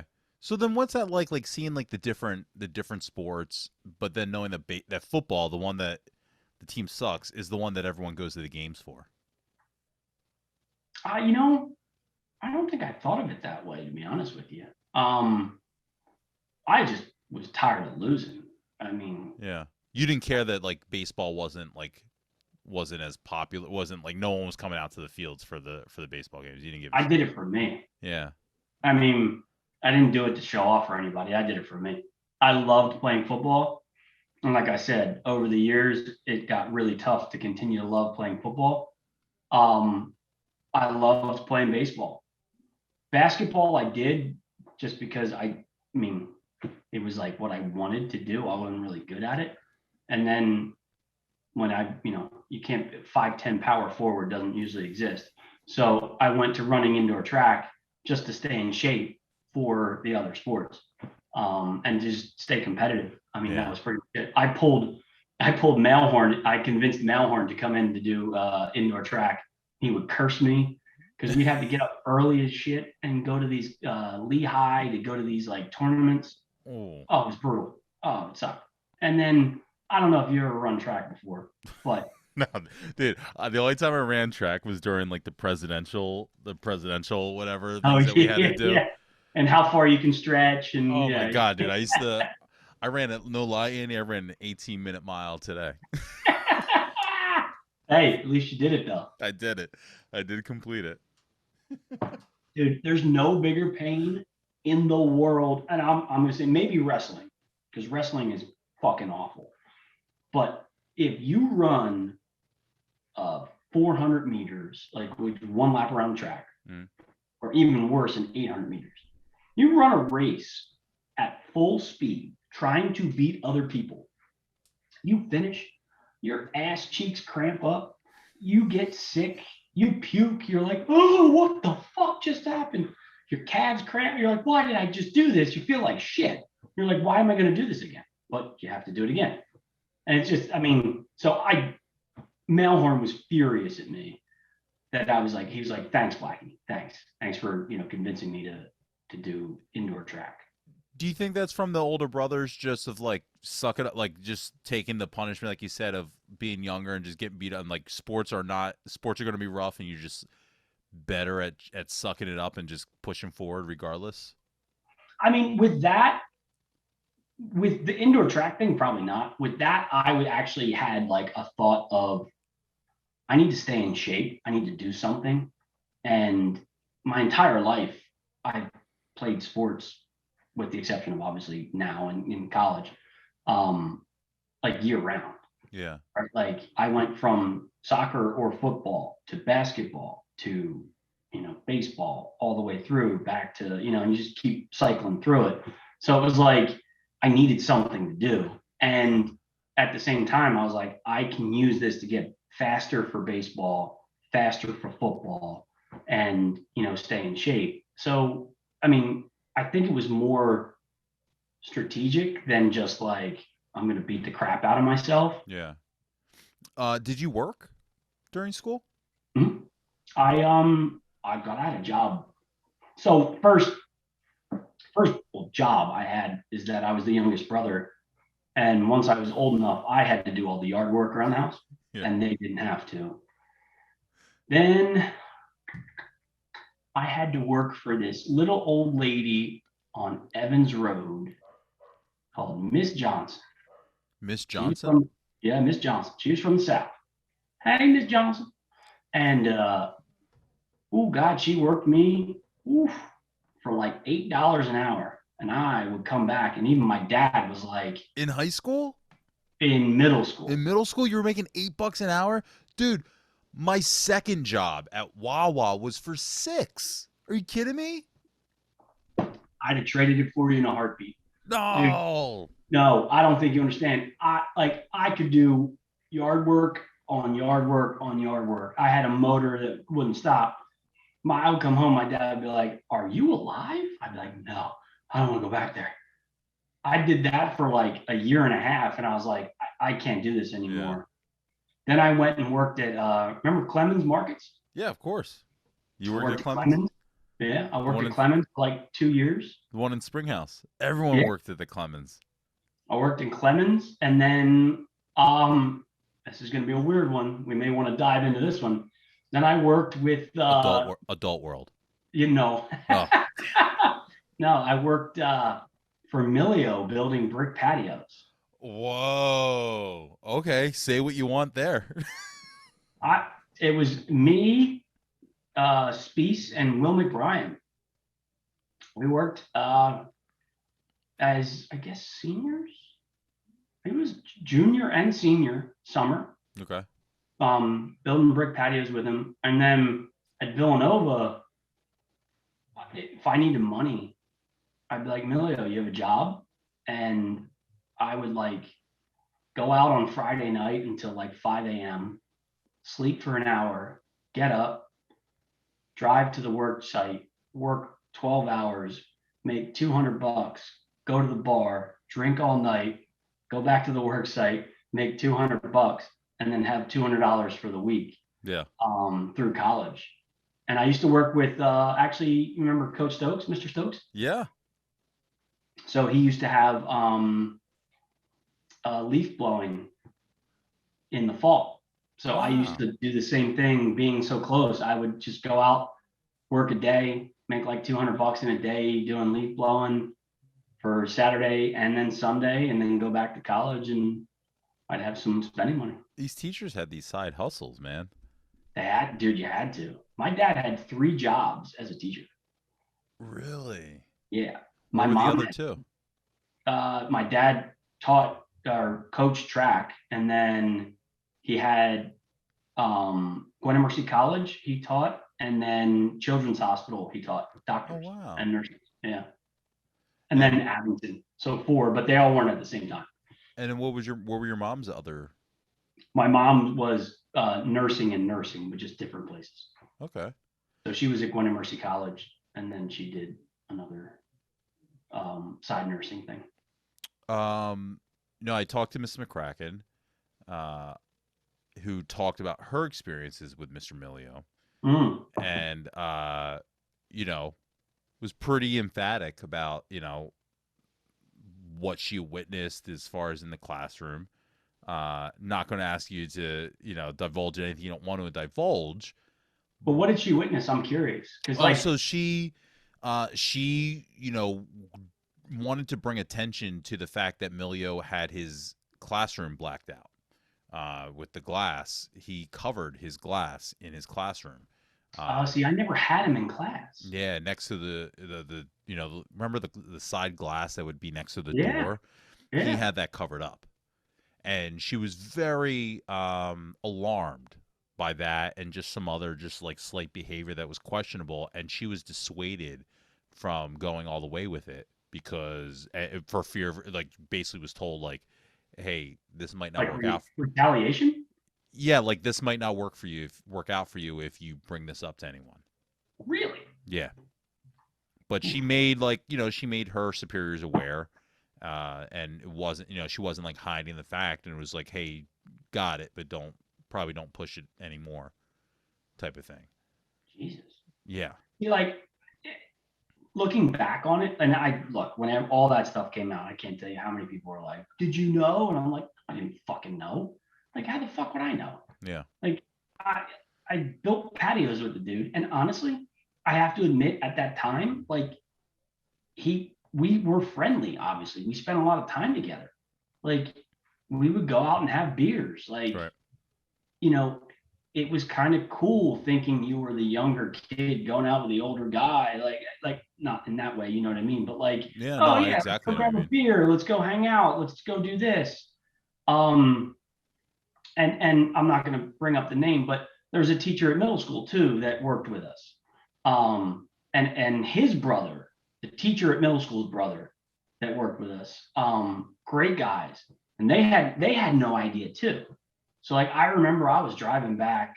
I was working in my lovely accounting job that I told you about, and I had to spend half the year out in Harrisburg.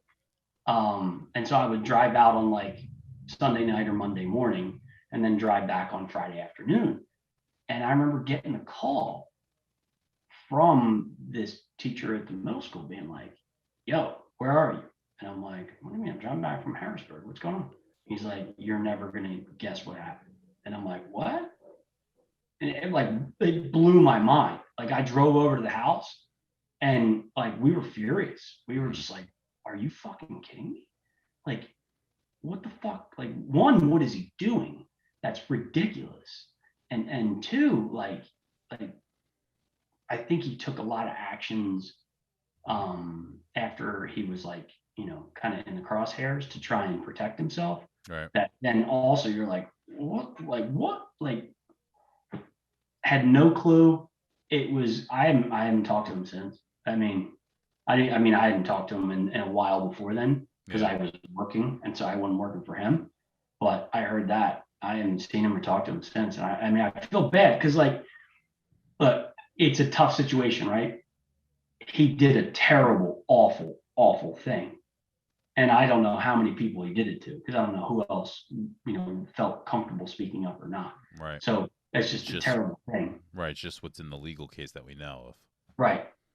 I mean, but then you have to try and balance that with like, I didn't have he was our baseball coach too. Right. Like, so you have like good experiences and then you hear about that and you're like, your brain breaks. You're like, what is going on here? Because honestly, after the fact, you talk to like, my sister and some of her friends and stuff like that. And they're like, oh yeah. He made a couple comments here. And I'm like, why didn't you say anything? It was a sketch in our senior class show. Wait, what? It was a sketch in our senior class show about What? him, about like him hanging out with the younger girls, partying with the girls. For our senior class show, it was like a whole sketch where someone was Mr. Milleo, and it was like I don't remember that. Yeah, it was like a whole joke of like the girls like flirting with Mr. Milleo kind of like flirting back, and yeah. But yeah, so aren't you glad I brought that up? Yeah. You're asking my jobs. That was one of them for a period of time before then I graduated. Yeah, and kind of Debbie Downer. No, I mean, everyone's got, not a lot of people have experiences with it. At times, it's like, I never even knew how to address it. Some people are more forthright and like, yeah, I'll talk about it a little bit. And McCracken was just like, and I was like, okay, part of me's just like, no need to protect him, but I want to protect, the victims and those related to and such. But your personal experience is very valid in this situation, Yeah, I mean, that's why I was like, well, you're gonna love this one. Oh man, yeah. So I did work. I worked. Going back, let's turn it back. Let's get it back to well, you better. said I remember you had said you were like a big manual labor guy. So I was wondering, like, yeah, that's where it all started, like really kicking in. Prior with the Miss Johnson. Oh yeah, Miss Johnson. Yeah, she could beat you up a little bit. But yeah, I mean, so like I've always worked. Working never bothered me. Yeah. I actually enjoy kind of going out and doing work. It's funny because it's like the complete opposite of being an accountant. Yeah. But no, all right. So there's something to this. So my dad also said, Cause I was like, man, I enjoy the work because you like kind of get to see like what you've done. Like you build something, Yeah. look, built that. If you're on a spreadsheet, who cares? But he was Right. like, you don't want to be doing that when you're 40. Mm. And no offense to anybody that does that, Their but back hurts. your back hurts. You're gonna wake up. Your hands are gonna hurt. You're gonna be sore. You're gonna be tired. He's like, use this. And he's like, you'll be better off. And I Mm. was like, okay. And that's kind of when it went the other way. Yeah. Did you So do you feel like you excelled through college as you had the path you were taking like junior and senior year when you were doing honor society and you got much more serious? Do you feel like you were able to continue that path once you were in college? absolutely not. Oh. Not that I did bad. Hmm. I mean, I think I did. I couldn't tell you what my GPA was. I did okay, People but who have incredible GPAs always remember what their GPA is. Though. People no, who like killed it in college are like, yeah, I got 3.9 at least. Like, it was not incredible. yeah, It was in the threes though. okay, I think it was like a 3.3, maybe a 3.4, okay, but and it wasn't terrible. But college, college, yep, I had a blast in college. I mean, I had a fake ID 2 weeks into college. Like, yeah, okay, I mean, we just went to the bars. Villanova is a big bar school. We went to the bars all the time. We had parties. We did this, and I know the Villanova fun. Ha ha ha. We had a blast. You find your little group. You do your thing. We had a really good time. I would go visit Lizzie a bunch too, hmm. up in Princeton and the eating clubs and everything like that. And I was a terror. I'm sure her friends were just like, get him out of here. Um, but yeah, I mean, it was fun. I didn't really focus on any of that. I focused on kind of like we talked about before, going back to like middle school.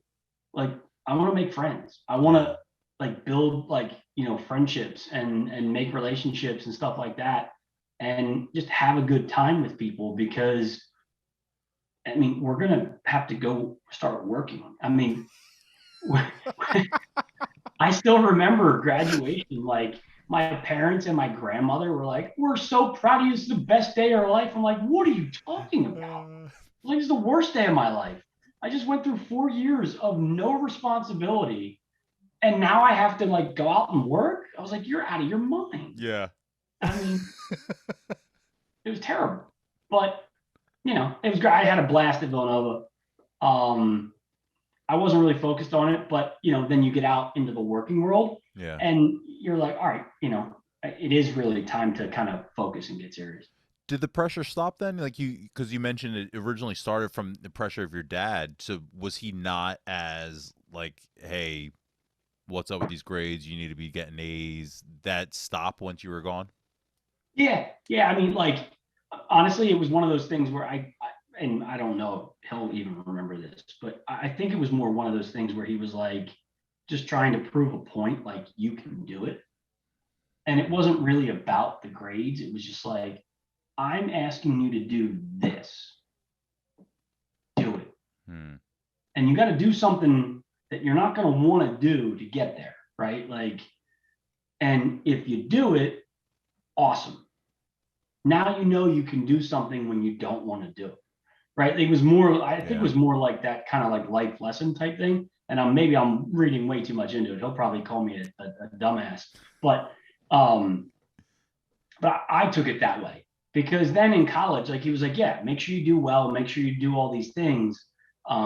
I mean, the standard saying from my dad is don't drink too much, don't drink too much, don't drink too much. Whatever. But like I got a job out of college. Like Right. he couldn't be upset with me for that. Like It worked. yeah, I mean, so then, I don't know. I did okay to where he was like, okay, keep going, like keep doing your thing. But I mean, he's the guy, like, I love my mom to death, but she would probably maybe get a little too emotional on things. Hmm. Whereas I can tell my dad and be like, Billy. I call my dad Billy instead of dad. I'm like, Billy, I got this shit going on. And he'll just be like, all right, let's figure it out. We figure it out and get a path forward and kind of do your thing. And I think that's where it evolved to. Instead of him telling me what to do, it became let's kind of figure this out together. So there wasn't as much pressure. It was more just like, you're an adult now. Like, it's on you. Yeah. I'll help you figure it out, but you got to figure it out. You call him Billy. Are you still Andy? Yeah. You haven't gone to Andrew? No. Oh. With him, I'm still Andrew. No, I started going to Andrew probably halfway through college. And it's not for any reason you think. I used to go to the bar. It used to be super loud. Sorry, I keep scratching myself because I have 1,000 mosquito bites everywhere. Like, I'm just covered in mosquito bites. No, I used to go to the bar and be loud as can be. I'd try and talk to like a girl or something like that. And I'd be like, hey, like, what's your name? I'd be like, Andy. They'd be like, Eddie? I'd be like, no. Annie? No. Andrew. Oh, Andrew. Okay, great. It's hard to mess up Andrew. So that was kind of like the evolution of me calling myself Andrew. And then work-wise, it just kind of kept going from there. You mentioned going to Princeton, and when I talked to your sister, she, I might have put these words in her mouth, but I think the gist that I got was like, having a twin. It was like having a built-in best friend. Yeah. Same for you? Yeah, I mean, like, so you have to realize we started going, and I'll take you back a little bit. We started going to the Dominican Republic when my sister and I were 2. Wow. To when we were like 20.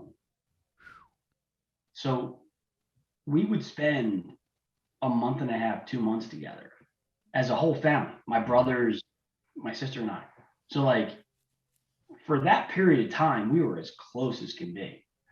And I think once we got more into high school, college, we kind of went a little bit further away, with the exception a little bit of Lizzie and I, because, she was really right at Princeton. I'm right at Villanova. And I mean, we were born together. Like, right. Your lives are aligned age-wise for where you are in life. Yeah. So, I mean, it really was. Like, so for example, she said she lived in the Dominican Republic. Like, I flew down for our birthday and we had our birthday in the Dominican Republic. I just, like a month and a half ago, flew up to Boston to hang with her for our birthday. Like, we try and spend our birthday together. That's awesome. Yeah, which is cool. I mean, I have somebody to spend my birthday with. Yeah. And our rule is we can't get each other a gift. It's not like, you're not supposed to give a gift on your birthday. So don't give me a gift. I won't give you a gift. Like, let's just enjoy. Let's go do what we want to do and have fun. So yeah, I mean, there's always that, but it's also like, we don't talk all the time. We really don't. But if I ever need anything, I know I have that. And if she ever needs anything, she knows she has, right? Yeah. Like, and it's always going to be that way. And I mean, she told you she went through some tough times with the med school and the ADHD, and we had some talks. We had some tough conversations, and it wasn't easy. But it's good to have that. It's cool. That's cool. So I mean, we had a blast. Being an only child, I'm always interested in the dynamic of brother and sisters, but of course, I only knew like older brother, younger sister for my friends. Right. So to hear, the pureness of twins is pretty cool. And I'll take it, like, to finish it off. I don't know that I would share the things and with like that I share with her necessarily with my older brothers, and I don't know that she would either. Right? Like, you have a peer. Yeah. It's not like you're talking up or talking down. You have that person you're talking to, which is kind of cool. Yeah. So cool. Like, I mean, you may have different experiences, but I'm 39, she's 39. Hey, we've gone through the same things together for the most part. So it's a little different that way. Yeah, you're not your brothers are at least 4 years matured of those experiences, right. Oftentimes, right? Yeah. And I felt like a lot of times And that was kind of why I said before, like, I had the little brother syndrome, because I would say things and they'd be like, I felt like they were talking down to me, like, no, no, no, no, no, and you don't do that and don't do this. And I'm like, ooh. Yeah. So like there's that kind of aspect of it. And not that they were doing it a ton, but just it's natural. Right. And now we're, I think, on the level to where like my brothers and I are like really good friends, like equals. And it probably happened a few years ago, but you know what I mean? Yeah. Versus the older brother, younger brother type thing. Besides The Wire, favorite show 90210 and No. Brandon and Brenda, right? Twins. Is that yours, really? It's up there. I've probably never watched one episode of that. Oh, I've probably watched that more than The Wire.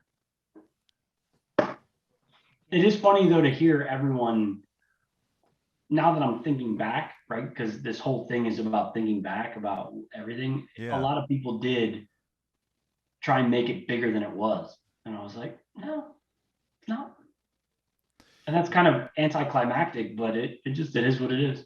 Well, you know, Susie had more, I feel like, more, I don't want to say salacious, but more twinny type stories of, you know, clothing or boyfriends. For sure. Things like that. But like, you know, I think other than 90210, it was like Sweet Valley High. So, you know, the twin thing was like, that's for me at least, was all I had to go off of as far as what did twins do? Yeah. I mean, look, did I have crushes on like my sister's friends? Absolutely. And I'm sure she did on mine.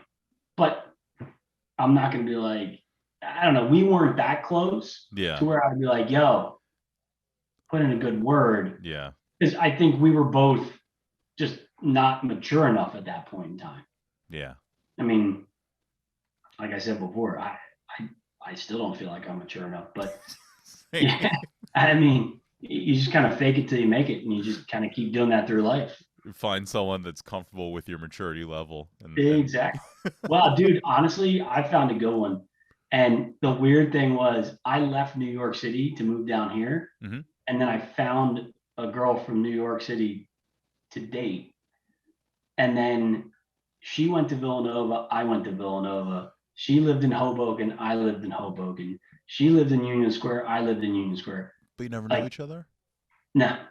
Oh, wow. Yeah. Like a lot of random things just kind of fell into place. And then we ultimately found out that we had like some mutual connections, and it was weird. What's her name? Where did you actually meet her? I met her on Bumble. On where? On Bumble? Yeah. Oh, what's her name? So, Nicole Rodriguez.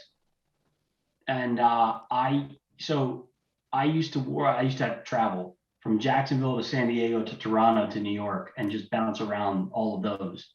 You put in and some I was miles. On the plane. That was my time period where I was saying, like, I was like 50% of the time like traveling. Yeah. And it was exhausting. But I was in New York, and you get bored, you pop it on, whatever. We match, but I land back in Jacksonville. And she was like, why are you so far away? Yeah. I hate to break it to you, but I don't live there. Yeah. But yeah, we started talking. It was wild. I mean, so many like things in common and stuff like that. It was pretty cool. So that's interesting. Yeah. So you know, I'm always interested. I'm biracial. So I'm always curious as to other people's interracial experiences being in a, you know, you're married now, being in an interracial marriage. What have you, and you've already got some Latina, Hispanic, I don't know what the proper term is. I don't know either. Experience, you know, being in the DR, obviously countries aren't the same, but what have you learned just sharing your life with someone of a complete different, you know, nationality in this way? So she'll probably get mad at me, but she was born in New York. Her parents came when they were like 21 from Argentina. I think I'm more Latino than she is. I listen to like I told you, I listen to like so much Latino music. She's like, what the fuck are you listening to? Yeah. And I'm like, no, this is a jam. This is a jam. Did she think And you were putting it on like on purpose, like to try and like to I don't impress her? know. So, I actually haven't this asked is her. what She I may. listen to. I like Yeah, this. I told her, I told the whole Dominican thing. I was like, hey, look, like, this is a big part of my life and all this stuff. And, you know, I know a lot of things about like Latin American culture because my dad was a Spanish teacher and like, you know, spent time there and I Mhm. just random shit. So I don't know. It's kind of funny. And she's the best person in the world. Um, it's more dealing with her parents. Her parents are fantastic, but they are they have, you know, they're Latino. Like Mhm. they so you're dealing with a little bit different culture. Like they've been here for 40 years, so they've been Mhm. here long enough. But yeah, I mean it's great. I feel like my upbringing has kind of prepared me for this, if you will. Yeah. Um, oddly enough. But no, I mean, no problems. It's cool. I think all of it's fun. You're learning something new. Like I like to cook, and Okay. my mother-in-law is a great cook, and she's like teaching me how to cook like her Argentinian things, and I'm like, oh, it's great, awesome. So I'll just start cooking those and doing that, and so you just kind of learn, you know, everything that's going on. So That's it's awesome. kind of like, you know, learning the new culture, kind of like we talked about in the beginning. Dude, that'll last for so, being biracial, my dad's mom taught my mom how to cook like a southern black woman. Really, So I grew up like with, my mom knew how to make fried chicken, collard greens, that's all awesome. that shit. Yeah. Like, and macaroni and cheese, like all the proper southern black foods that one would have. So That that I get lasted right me. now being down here in Jacksonville. Let's see.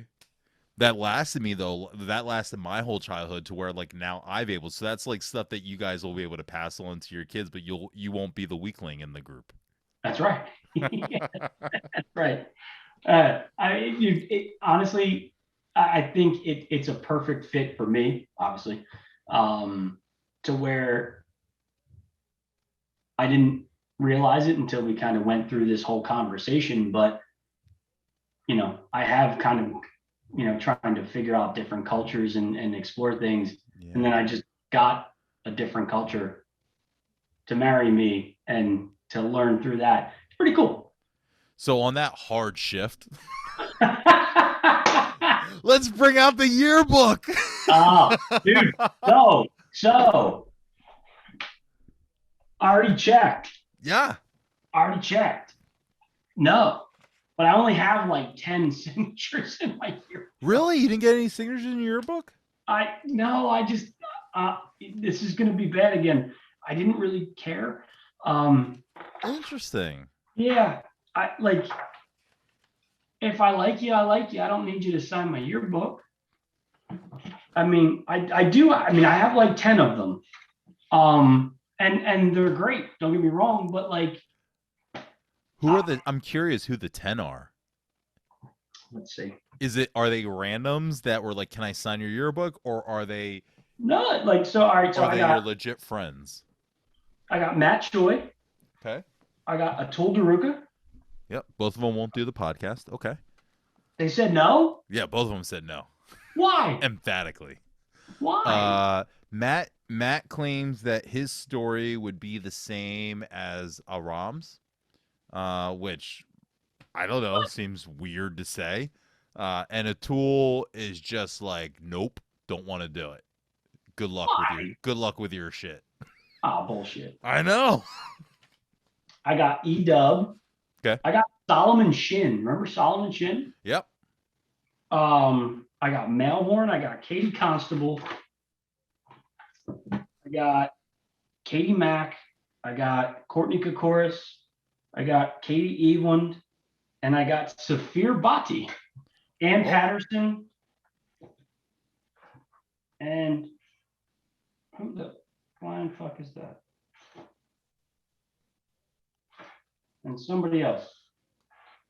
the signatures are so hard to read sometimes. I know, right? Yeah. So I like that. That's it. That's all I have. So no, I didn't do it. So I apologize.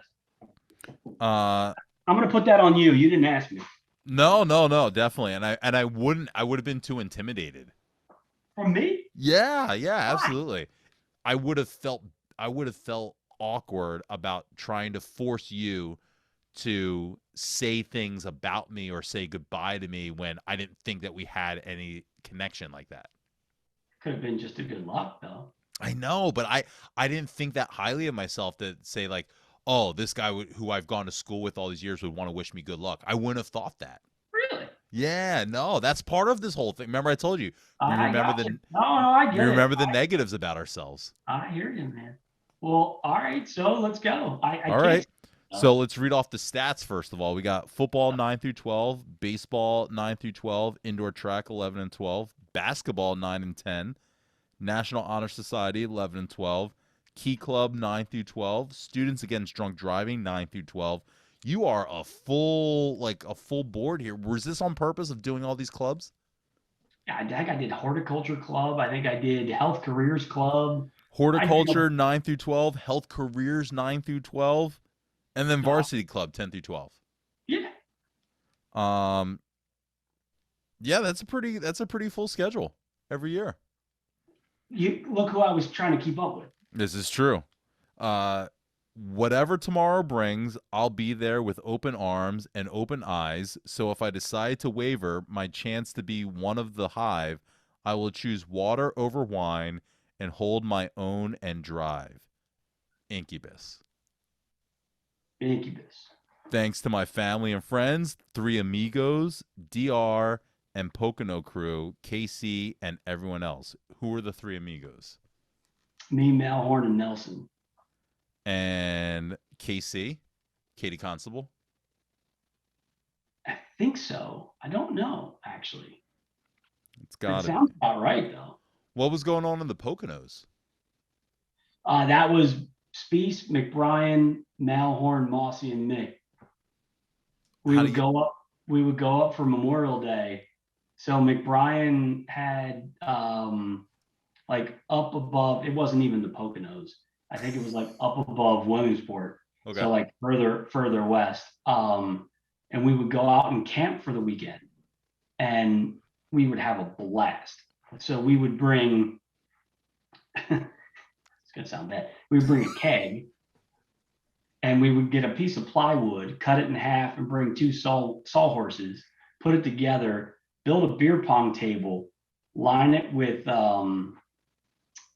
tiki torches, Oh yeah, and just play beer pong in the woods for like 2 days straight, sounds and ride healthy. four-wheelers, and go to the pond, and do whatever, fish, and just hang out. That sounds like good, healthy, clean fun.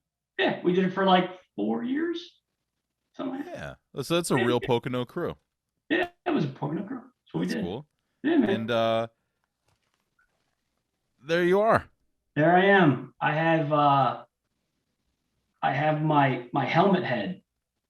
Yeah, it's funny because I always think like you look the same when I see pictures of you. Like that's exactly how I remember them, but it looks different with the hair. I think it's So my hair, you see, there's like the wedge in it yeah. in the front. It's because I had a helmet, so I would grow my hair out in the fall to make it like fluffier Yeah. for football, and then I would put my helmet on, and it would like wedge right there, so I would look goofy. Permanent. So there you go. Well, Andy, this has been awesome. Man. This has been so much fun. Dude, thank you. I appreciate it. Keep doing the good work. This is a very creative idea. I'm pumped you're doing well. It's great catching up. And Thanks, man. next time I'm in Philly, we got to grab a beer.